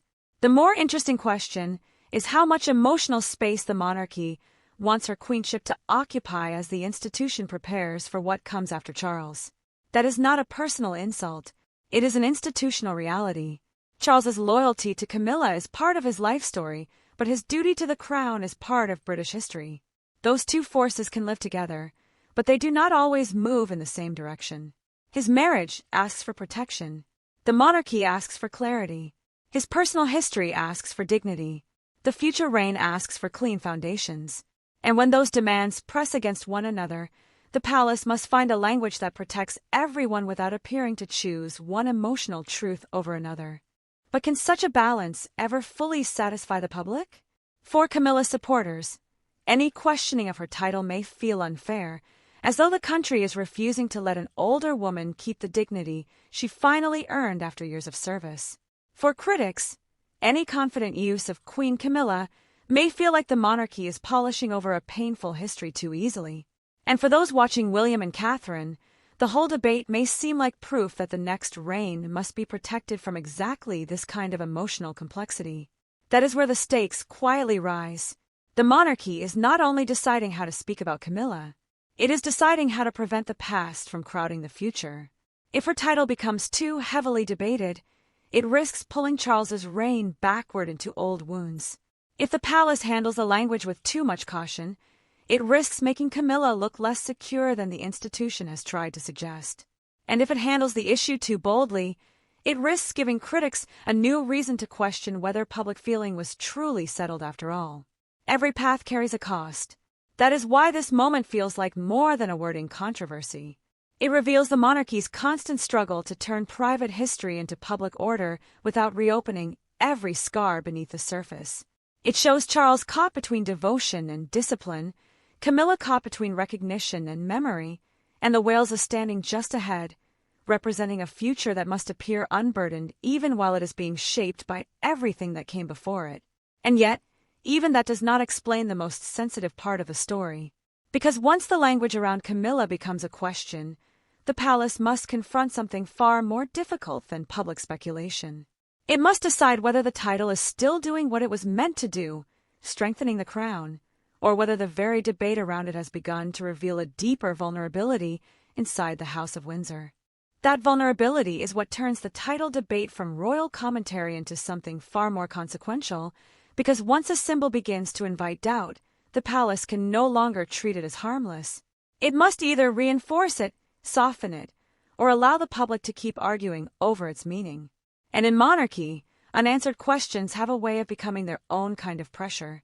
This is where the situation begins to move from private sensitivity into public consequence. Reports and commentary around Camilla's title may not prove any formal change, and Buckingham Palace has not publicly confirmed that her status has been stripped or reduced. But the discussion itself has become revealing, because it shows how fragile even a crowned image can become when history, public feeling, and succession begin pressing against the same word. For Charles, that creates a difficulty unlike almost any other in his reign. He cannot appear to distance himself from Camilla without reopening the very wounds the monarchy spent years trying to close. But he also cannot allow the public story of his marriage to become the central defining feature of the crown at a moment when the institution is trying to project discipline, stability, and future readiness. The king's personal loyalty may be beyond doubt, but royal authority is never measured only by affection. It is measured by whether the institution appears clear about itself, and that clarity is now being watched more closely than ever. Every formal description, every palace phrase, every public appearance beside Camilla becomes part of a larger test. If the language around her is confident, it may reassure supporters that the question was always settled. If it becomes more cautious, it may encourage speculation that the palace is recalibrating how her role should be presented. If the wording shifts depending on context, royal observers may begin to read that as a sign of internal hesitation, even if no such hesitation has been confirmed. That is the danger of symbolic uncertainty. It does not need proof to create consequences. It only needs repetition. A question asked often enough can begin to shape public perception before any official answer arrives. And once that happens, the palace faces a difficult choice. Does it respond directly and risk giving the controversy greater weight? Or does it remain silent and hope the institution's own formality carries the matter away? Either strategy contains risk, because Camilla's title is not an ordinary detail. It is attached to the emotional architecture of this reign. The public reaction, therefore, cannot be separated from the past. Some viewers may see renewed debate over her title as cruel, unnecessary, and unfair to a woman who has already endured decades of judgment. Others may see it as a sign that the monarchy never fully resolved the discomfort surrounding her elevation. Between those two responses sits the palace's most delicate challenge: protecting Camilla's dignity without allowing the debate around her to overshadow the larger work of the crown. That is where William and Catherine become impossible to ignore. They do not have to intervene, comment, or appear connected to the issue for their future to shape the way people interpret it. The next reign is already present in the public imagination, and that gives the Prince and Princess of Wales a quiet power inside every discussion about royal roles. When people ask how Camilla is styled, they are also asking, whether consciously or not, how Catherine will one day be styled, protected, and presented. They are asking whether the next queen will inherit a cleaner symbolic space, or whether she will be forced to stand inside the unresolved shadows of the current reign. That possibility raises the stakes considerably. For Catherine, the risk is not that Camilla's title directly affects her own legal future. It does not. The risk is that the public begins comparing two forms of queenship before the next one has even begun. Camilla represents endurance after controversy. Catherine represents continuity before succession. One was gradually accepted after years of resistance. The other has been steadily prepared through an image of restraint, family, and public duty. The contrast may be unfair, but monarchy has always lived through contrast, and contrast can become pressure. If royal watchers begin to see the palace as carefully managing Camilla's language while allowing Catherine's future image to grow naturally, it may suggest that the institution is already separating the emotional past from the strategic future. That would not mean a personal rejection of Camilla. It would mean the monarchy is doing what it has often done in moments of difficulty, protecting the next chapter before the current one has fully ended. Was this about one title, or was it about preparing the crown to move beyond the history attached to it? That is the question that makes Section 4 the turning point of the story. Because the strongest implication is not that Charles has formally stripped Camilla of anything. The stronger implication is that the monarchy has reached a stage where even the discussion of her title reveals how carefully the institution must manage her place. A secure symbol does not usually require so much interpretation. A settled title does not usually generate so much debate. When people keep asking what a royal word means, it suggests the word is carrying more weight than the palace may wish to admit. And that weight is not only emotional. It is strategic. Charles's reign has to decide how much of his personal story should remain visible at the center of the monarchy. If Camilla's title is defended too forcefully, the crown risks appearing trapped by the need to justify the past. If it is handled too carefully, the king risks appearing less protective of the woman beside him. If the palace allows ambiguity, the public fills the space with speculation. None of these outcomes is simple, because each one touches loyalty, legitimacy, and the future image of the institution. This is why the quietest palace language can feel louder than any public statement. Historically, the royal family has often survived by allowing meaning to shift without openly admitting that a shift has taken place. Roles evolve, duties are adjusted, titles become more or less emphasized depending on the needs of the moment. The institution rarely describes this as retreat or correction. It presents it as continuity. But to viewers who follow the monarchy closely, continuity can sometimes look like controlled change wearing ceremonial clothing. And if that is what is happening here, the consequences could last beyond Charles's reign. The next monarch may inherit not only a throne, but a monarchy that has learned to be much more cautious about the emotional power of titles. William may one day rule with a clearer understanding that royal language must be disciplined before it becomes disputed. Catherine may inherit a queenship shaped not only by tradition, but by the lessons of Camilla's complicated public journey. And the palace may become more careful than ever about ensuring that titles serve the crown rather than forcing the crown to defend them. That would be a major institutional lesson. It would mean that Camilla's title debate, whether exaggerated by commentators or rooted in genuine sensitivity, has already done something important. It has shown how quickly old questions can return when a royal symbol is not universally understood. It has revealed that the monarchy cannot simply declare acceptance and assume memory will obey. It has demonstrated that public trust is not a document, not a coronation, and not a line in a palace statement. It is a feeling that must be constantly protected, and feelings are harder to control than titles. That may be the most serious consequence now unfolding. The palace can manage wording. It can maintain protocol. It can insist on dignity and continuity. But it cannot fully command how people interpret Camilla's place beside Charles, especially when that place is connected to decades of royal history. The more the institution tries to make the title feel settled, the more some viewers may ask why the matter still feels sensitive. The more critics question it, the more supporters may rally around her. The result is not resolution, but a deeper public divide over what queenship should mean in this reign. This is where the story grows more urgent, because if the monarchy cannot fully control how Camilla's title is understood, then it must control what comes next. It must decide how visible she should be, how confidently she should be styled, how closely she should be connected to Charles's public image, and how carefully the future role of Catherine should be allowed to rise alongside her. None of this needs to be hostile. None of it needs to be dramatic. But all of it matters, because in royal life, the future is often prepared through the smallest signs. And those signs are now being watched. The title may remain unchanged in official terms, but the meaning around it is shifting under the pressure of public interpretation. Camilla's position may be secure, but the story surrounding that position is still vulnerable. Charles may stand firmly beside her, but the crown he represents must also look beyond their marriage toward the reign that follows. That is the conflict now becoming impossible to ignore, not love against rejection, but devotion against institutional survival. And that is where the final part of the story becomes essential, because the real consequence is not simply whether Camilla is called queen, queen consort, or anything else. It is what the debate reveals about the monarchy's future, and whether the House of Windsor can still turn complicated private history into a public image strong enough to survive the next reign.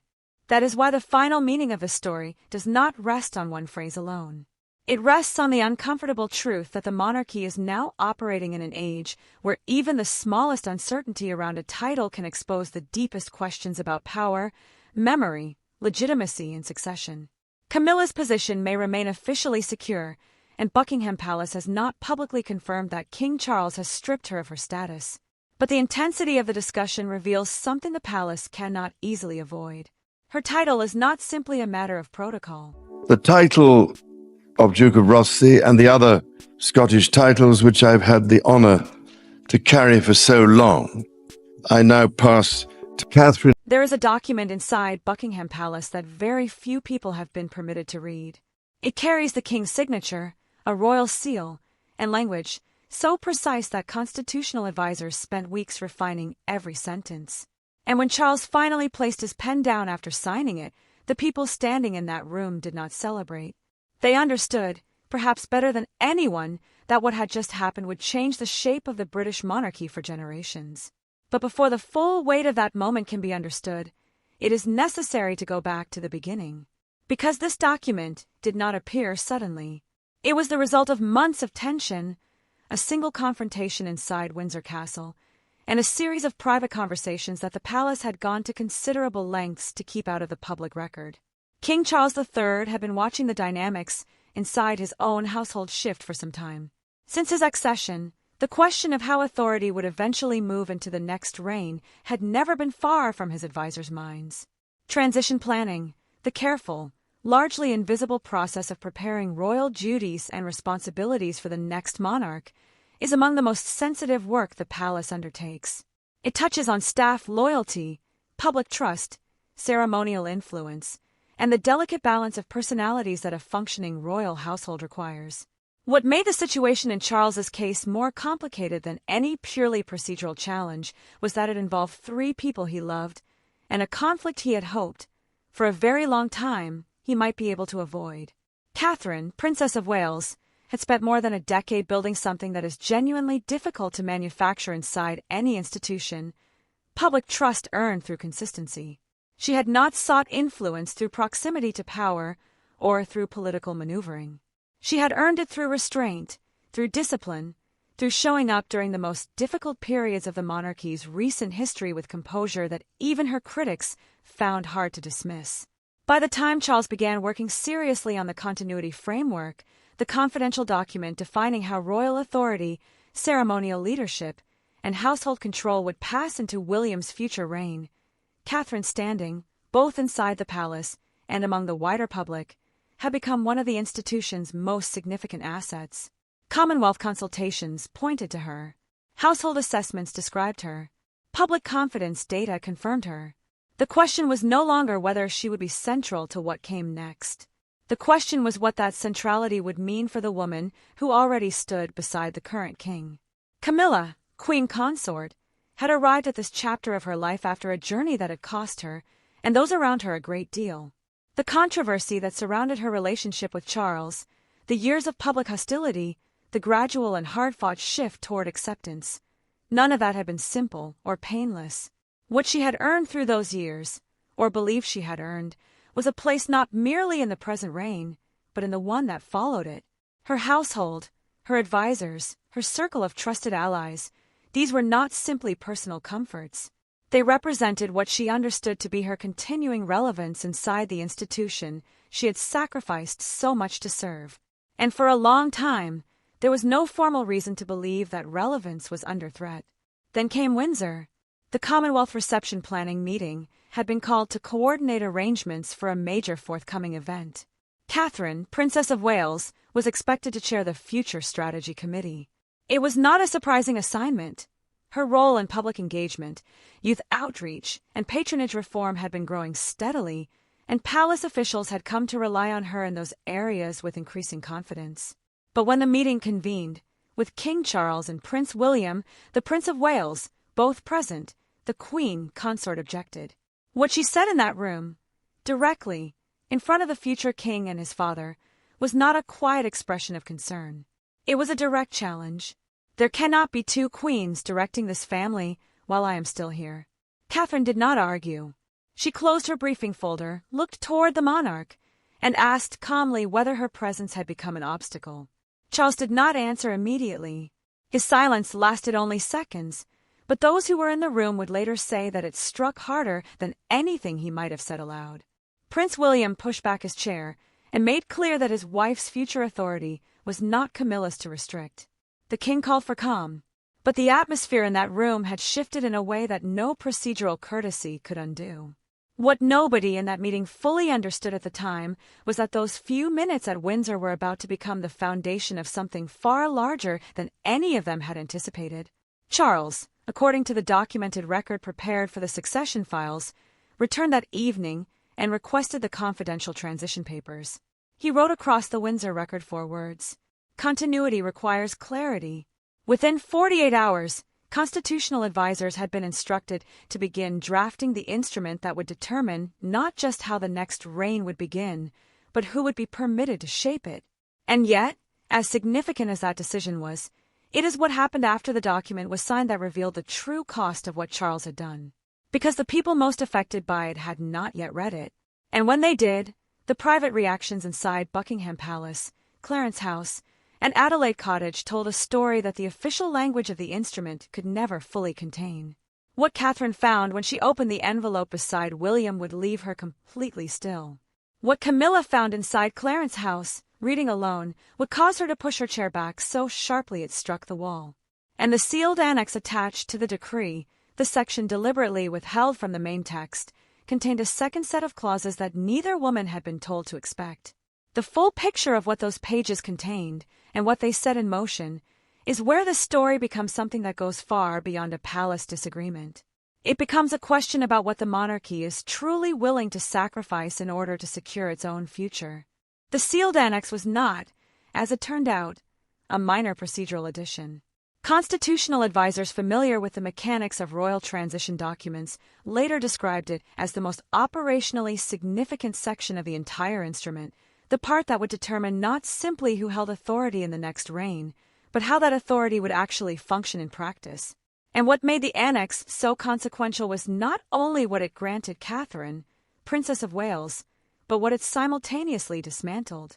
Under the terms set out in that additional section, the future queen was given formal oversight of strategic planning, charitable patronage, youth engagement policy, and the direction of ceremonial reform as the monarchy moved toward the next reign. These were not honorary designations. They were working responsibilities, the kind of institutional authority that shapes how a royal household actually operates from day to day, how it speaks publicly, how it allocates resources, and how it positions itself in relation to the concerns of a changing country. Royal observers have noted that responsibilities of this scope are rarely codified so explicitly at this stage of a transition. The fact that they were committed to paper at all, with Charles's signature beneath them, suggests that the palace was not merely preparing for an eventual handover. It was, in the assessment of several analysts who have studied royal succession structures, actively accelerating one. The second clause of the annex extended that logic further. It formally blocked members of Camilla's household and her personal network of advisors from carrying influence into the next reign. A clause of this kind is, by any measure, unusual. Royal households are complex organisms, and the individuals who serve within them frequently carry continuity between reigns simply by remaining in post. Senior aides, private secretaries, trusted intermediaries, these are the people who preserve institutional memory and smooth the passage from one era to the next. To formally sever that network before the transition had even begun was, in the words of one constitutional commentator, a decision that went well beyond settling a personal disagreement. It was a structural intervention, and structural interventions of this magnitude do not emerge from a single confrontation at Windsor, however heated that confrontation may have been. Which raises a question that the palace has not addressed directly.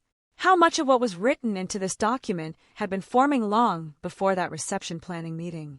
Because the evidence, such as it is, points toward a longer and more deliberate process than the official narrative implies. Palace household assessments had been recording tensions between the two royal households for months before Windsor. Staff members had reportedly been receiving conflicting instructions from competing advisory circles. Patronage transfers, the formal reassignments of charitable connections from one royal to another, had, according to internal accounts, been delayed in ways that frustrated Catherine's expanding public program. Some royal watchers have suggested that Windsor was not the cause of the instrument but its occasion, the moment that gave Charles the formal justification to act on conclusions he had already privately reached. If that interpretation is correct, it changes the nature of the decision considerably. It means that what Charles signed was not a reactive measure taken in the aftermath of a difficult confrontation. It was the endpoint of a sustained institutional judgment, one that had been building quietly through documented assessments, private consultations, and recorded household reviews, and that Windsor simply made impossible to delay any further. The king's handwritten notation that evening, "Continuity requires clarity," reads differently under that interpretation. Not as a sudden resolution reached under pressure, but as the final acknowledgement of something he had been moving toward for some time. What is perhaps most revealing about this entire sequence is not the document itself, but the process that produced it. Charles did not move quickly. What Charles consulted was not simply a legal team. The recorded process leading to the instrument involved private household reviews, documented staff assessments, formal Commonwealth advisory consultations, and a series of one-on-one conversations that were preserved specifically for the succession files, meaning they were never intended to remain private in the long term. They were intended to become part of the official record of how this transition was managed. That is itself a significant detail. When a sovereign takes the deliberate step of ensuring that private conversations are formally archived, he is not simply making a decision. He is constructing a justification. He is building a documented case for why a decision of this magnitude was not only necessary, but defensible to history, to the institution, and eventually to the public. The question that raises is one that royal analysts have returned to repeatedly. Who was Charles most concerned about persuading? Because the instrument, as written, goes considerably further than the minimum required to settle a dispute over household authority. It does not simply clarify Catherine's future role. It formally structures the next reign's power architecture in ways that would be extraordinarily difficult to reverse without triggering the kind of institutional instability the document was ostensibly designed to prevent. Some royal commentators have pointed out that a sovereign concerned primarily with resolving a personal tension would have achieved that through private instruction and informal arrangement, as previous monarchs have done in comparable situations. The fact that Charles chose instead to create a formal, sealed, multiply archive constitutional instrument suggests that his concerns extended well beyond the immediate conflict at Windsor. Which brings into focus something that has received surprisingly little attention in discussions of the story: the Commonwealth dimension. The consultations that fed into the instrument's drafting were not limited to the palace's internal advisors. Formal discussions with representatives from Commonwealth nations, the voluntary association of countries that the British monarchy continues to serve as a symbolic and ceremonial institution, consistently identified Catherine as essential to the next reign's credibility in those communities.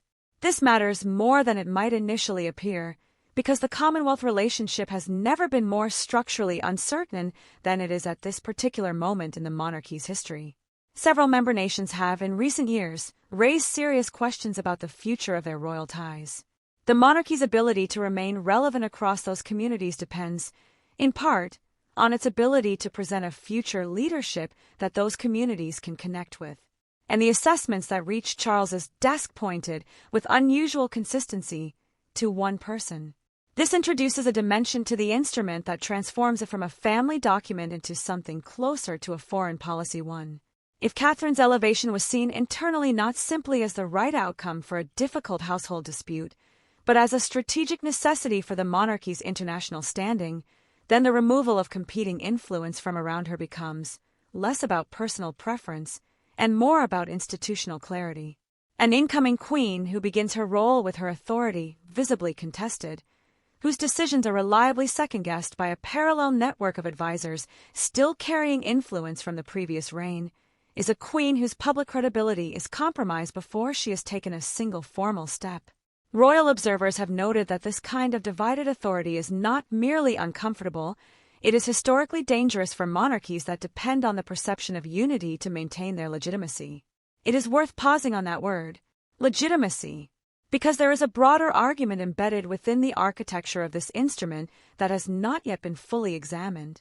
Charles III inherited a monarchy navigating one of its most complex periods of public scrutiny.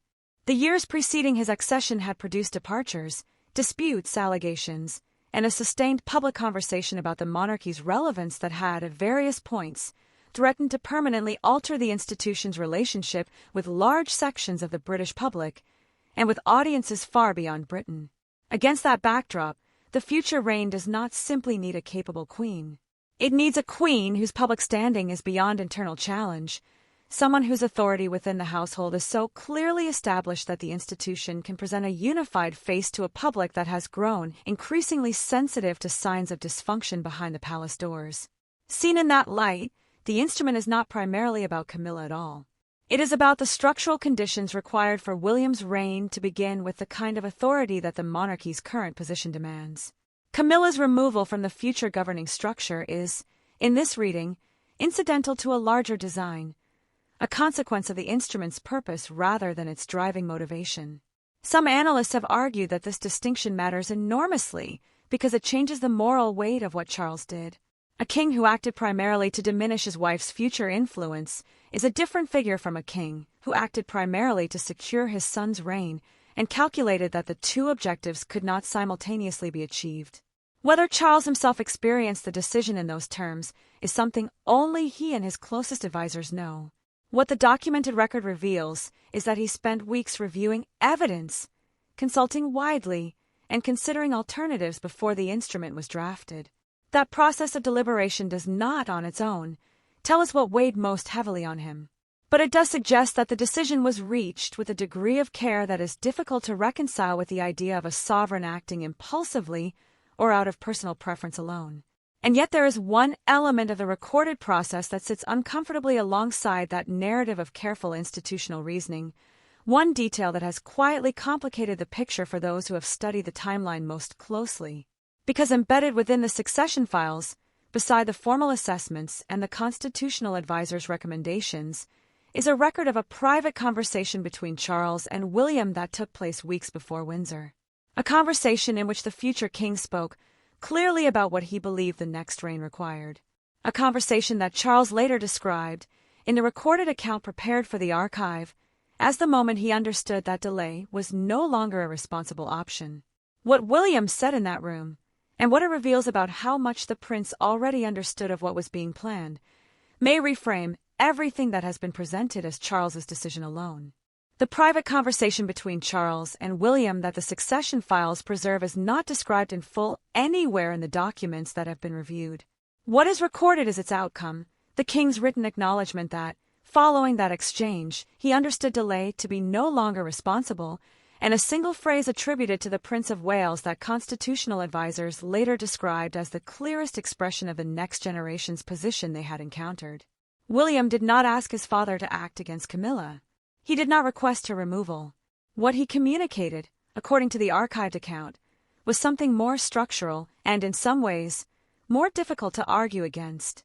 He told Charles that the next reign could not function beneath two competing centers of female authority, and that the longer the palace allowed that ambiguity to persist, the more damage it would do to Catherine's ability to begin her queenship with the credibility the institution required. That framing is important because it shifts the nature of William's intervention considerably. He was not, by this account, acting out of personal animosity or pursuing a private grievance.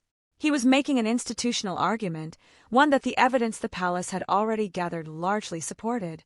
And Charles, who had spent his own accession navigating the consequences of divided loyalty and competing advisory structures, was in a position to understand that argument with unusual clarity. Some royal analysts have suggested that William's choice to frame his concerns in institutional rather than personal terms was itself a signal of how seriously the future king had thought through the implications. It is considerably harder to dismiss an argument about the structural requirements of a functioning monarchy than it is to dismiss a family complaint. And it is considerably harder, once that argument has been made clearly and recorded formally, to continue treating inaction as a neutral option. What this reveals about the relationship between Charles and his son is something royal observers have found quietly significant. Because the version of events that circulated in the immediate aftermath of the instrument's signing, in which Charles acted unilaterally, motivated primarily by his own assessment of what the institution required, begins to look, under closer examination, like an incomplete account. Not an inaccurate one, necessarily, but one that omits a dynamic that the palace appears to have been careful not to emphasize.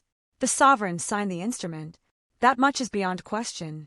But the conditions that made signing it feel not just appropriate, but necessary had been shaped, at least in part, by a direct private conversation with the man who will eventually inherit everything the document is designed to protect. This raises a question that has not yet been fully answered. To what extent was the Crown continuity instrument the product of Charles's judgment, and to what extent was it a response to pressure, however respectfully and institutionally it was expressed, from the next generation? The distinction matters because it determines something important about where power inside the British monarchy currently resides. A sovereign who acts on his own analysis, informed by but not directed by his heir, is exercising authority in the way the constitutional position demands. A sovereign who formalizes in writing what his son has privately argued for, using the language and framework his son's position requires, is doing something subtly but meaningfully different. Royal commentators have been cautious about drawing that conclusion too directly. But several have noted that the timeline, the private conversation, followed weeks later by the instrument, invites the question, even if it does not definitively answer it. There is a historical dimension here that is worth considering carefully. The relationship between a reigning monarch and an heir who has waited a long time to inherit has never been a straightforward one, and the British monarchy has navigated its tensions with varying degrees of success across generations. What distinguishes the current situation from many historical parallels is the degree to which William has already, through public role and institutional presence, begun to function as a figure of independent authority. The Wales household is not simply a preparation for a future reign. It is, by any practical measure, already a parallel center of public engagement, charitable leadership, and strategic communication. That is not a criticism. It reflects the demands placed on the modern monarchy and the scale of work required to maintain its relevance. But it does mean that the relationship between Charles's reign and William's future one is closer, in structural terms, than the formal constitutional position might suggest. And it means that a document designed to smooth the transition between those two reigns is not simply planning for a distant future. It is managing a present reality that is already considerably more complex than the palace's public presentation has typically acknowledged. Against that backdrop, Camilla's position acquires a dimension that has rarely been explored openly. She was not simply caught between her husband's institutional priorities and his son's future requirements. She was caught between two phases of the monarchy that are, in some respects, already overlapping. Her influence was not being removed in anticipation of a transition that might lie years away. It was being removed in response to pressures that were already actively shaping the institution's direction. That is a meaningful difference, and it may explain why the instrument was drafted with a degree of permanence and structural reach that surprised even some of those involved in its preparation. This was not a holding measure. It was a settlement, one designed to resolve a tension that the palace had concluded could not be managed through informal arrangement or patient diplomacy any longer. What remains, genuinely unresolved, however, is the question of whether the instrument will achieve what it was designed to achieve. Because formal documents, however carefully worded, cannot fully govern the informal dynamics through which influence actually moves inside institutions. Senior advisors build relationships. Trusted individuals carry access that no clause can formally extinguish. And Camilla, whatever the instrument determines about her future authority, retains something that no constitutional framework can remove, the private ear of a king who loves her, for however long his reign continues. That private access, and what she chose to do with it in the days following the signing, may ultimately matter more to the story's outcome than anything written in the instrument itself. What Camilla chose to do with that private access in the days following the signing was not what many inside the palace had anticipated. Those who expected a sustained campaign, a determined effort to use her proximity to the king to quietly unpick what the instrument had established, found instead something more controlled, and in some respects more strategically sophisticated. She did not immediately press Charles for reversal. She did not mobilize her household or instruct her advisors to mount a formal challenge. What she did, according to accounts that have since filtered through palace-adjacent sources, was wait. And in the particular architecture of royal power, waiting is rarely passive. It is frequently the most deliberate choice available. The significance of that restraint became clearer when the leak emerged. Because the appearance of a photographed paragraph from the instrument in the hands of a national broadcaster did not occur in a vacuum, and the timing, arriving before the palace had made any public statement about the document's existence, told its own story. Security officers traced the photograph page to a copier associated with one of Camilla's senior household aides. The aide's explanation, offered during a recorded internal interview, was that the copy had been made solely to obtain independent legal advice. That explanation was not, on its face, implausible. Senior royal staff routinely seek legal counsel when documents of constitutional significance affect their employers' positions. But the timing of when that copy was made, and the circumstances under which it appears to have left the palace's control, have led some observers to suggest that the leak served a purpose beyond the merely administrative. The effect of that single leaked paragraph was immediate and significant. Within the palace, it forced a decision that had been carefully managed as a private institutional matter into the domain of public accountability. Communications officials found themselves drafting responses under acute time pressure, weighing the risks of denial against the risks of confirmation, and calculating whether the story could be shaped before the broader details emerged. Outside the palace, it transformed what had been an internal succession arrangement into a national conversation about two women, two versions of royal purpose, and the question of what the monarchy owed to each of them. And that conversation, once started, could not be managed by press office language alone. What the leak also did, and this is perhaps its most consequential effect, was remove the palace's ability to control the sequence in which information reached the public. Charles had signed the instrument with a specific narrative in mind, a deliberate, carefully considered succession framework presented at a moment of the palace's choosing, in language that protected Camilla's dignity while establishing Catherine's future authority. The leak destroyed that sequencing entirely. Instead of a managed announcement, the public received a fragment, 11 words, stripped of context, without the careful framing that would have surrounded a formal disclosure. And 11 words, presented without context, in a story involving two women and a king's signature, were always going to be interpreted through the lens of competition, loss, and selection rather than institutional planning. The palace's decision not to retreat, Charles's refusal to withdraw the instrument even when a draft denial was placed before him, is the moment that transformed this from a crisis into a defining act. Royal commentators have noted that a different sovereign, facing the combination of a private leak, a wounded queen consort, and a national broadcaster asking questions, might have chosen to buy time through ambiguity. Charles did not. His stated reasoning, preserved in the household record, was that retreat would render the future crown appear negotiable, that any visible hesitation in the face of public pressure would signal to every competing interest inside and outside the palace that the instrument's authority could be eroded. That reasoning is constitutionally coherent. It is also, some analysts have observed, the reasoning of a man who understood that this particular decision, once made and once partially exposed, could only be undermined by the person who made it. And he was not willing to be that person. But the decision to hold firm introduced its own pressure because it meant that Catherine now carried something she had not asked to carry publicly, the status of a woman whose elevation had been forced into view before she had the opportunity to define it herself. She had spent her royal life cultivating the impression that her influence was earned organically through service and character rather than through formal designation. The instrument, and the circumstances of its exposure, threatened to reframe her in terms she found uncomfortable, not as a future queen who had grown into the role through dedication, but as a figure whose position had been secured through a document that simultaneously diminished another woman. Her request, in the aftermath of the leak, to meet Camilla privately, without advisors, without secretaries, without husbands present, was not simply a personal gesture.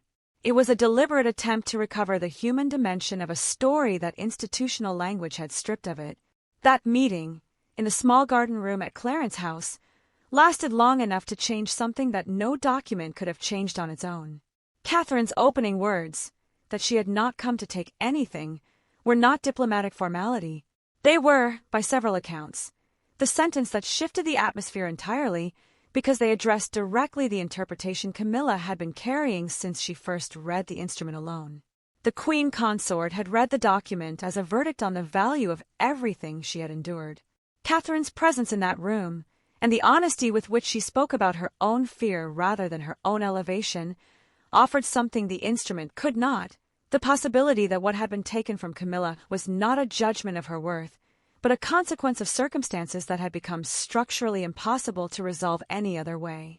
Camilla's decision to hand Catherine a handwritten statement of acceptance before leaving that room may prove to be the most consequential act of this entire sequence, not because it altered the formal terms of the instrument, but because it removed the one outcome that could have made the instrument's implementation genuinely damaging to the institution.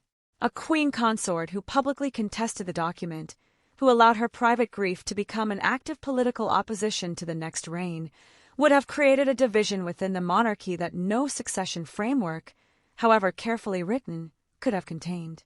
Her restraint did not restore what she had lost, but it gave Charles something essential, The ability to present what had happened not as a family rupture, but as a considered transition, accepted by everyone it affected, and therefore capable of serving the purpose for which it had been designed.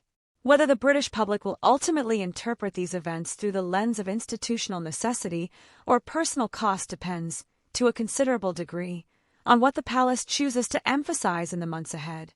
Both interpretations are defensible. Both are, in different ways, true. A decision can be institutionally necessary and personally brutal simultaneously, and the British relationship with its monarchy has always been shaped by an ability to hold both of those realities in mind at once. What the country witnessed, in the days following the instrument's exposure, was not simply a palace managing a crisis. It was a monarchy navigating the oldest challenge in its history, the question of how power moves between generations without destroying the relationships and the trust on which the institution depends. Charles had answered that question with a signature. Catherine had answered it with a sentence in a garden room. Camilla had answered it with a handwritten note placed quietly in another woman's hands. And William, who had spoken the words that made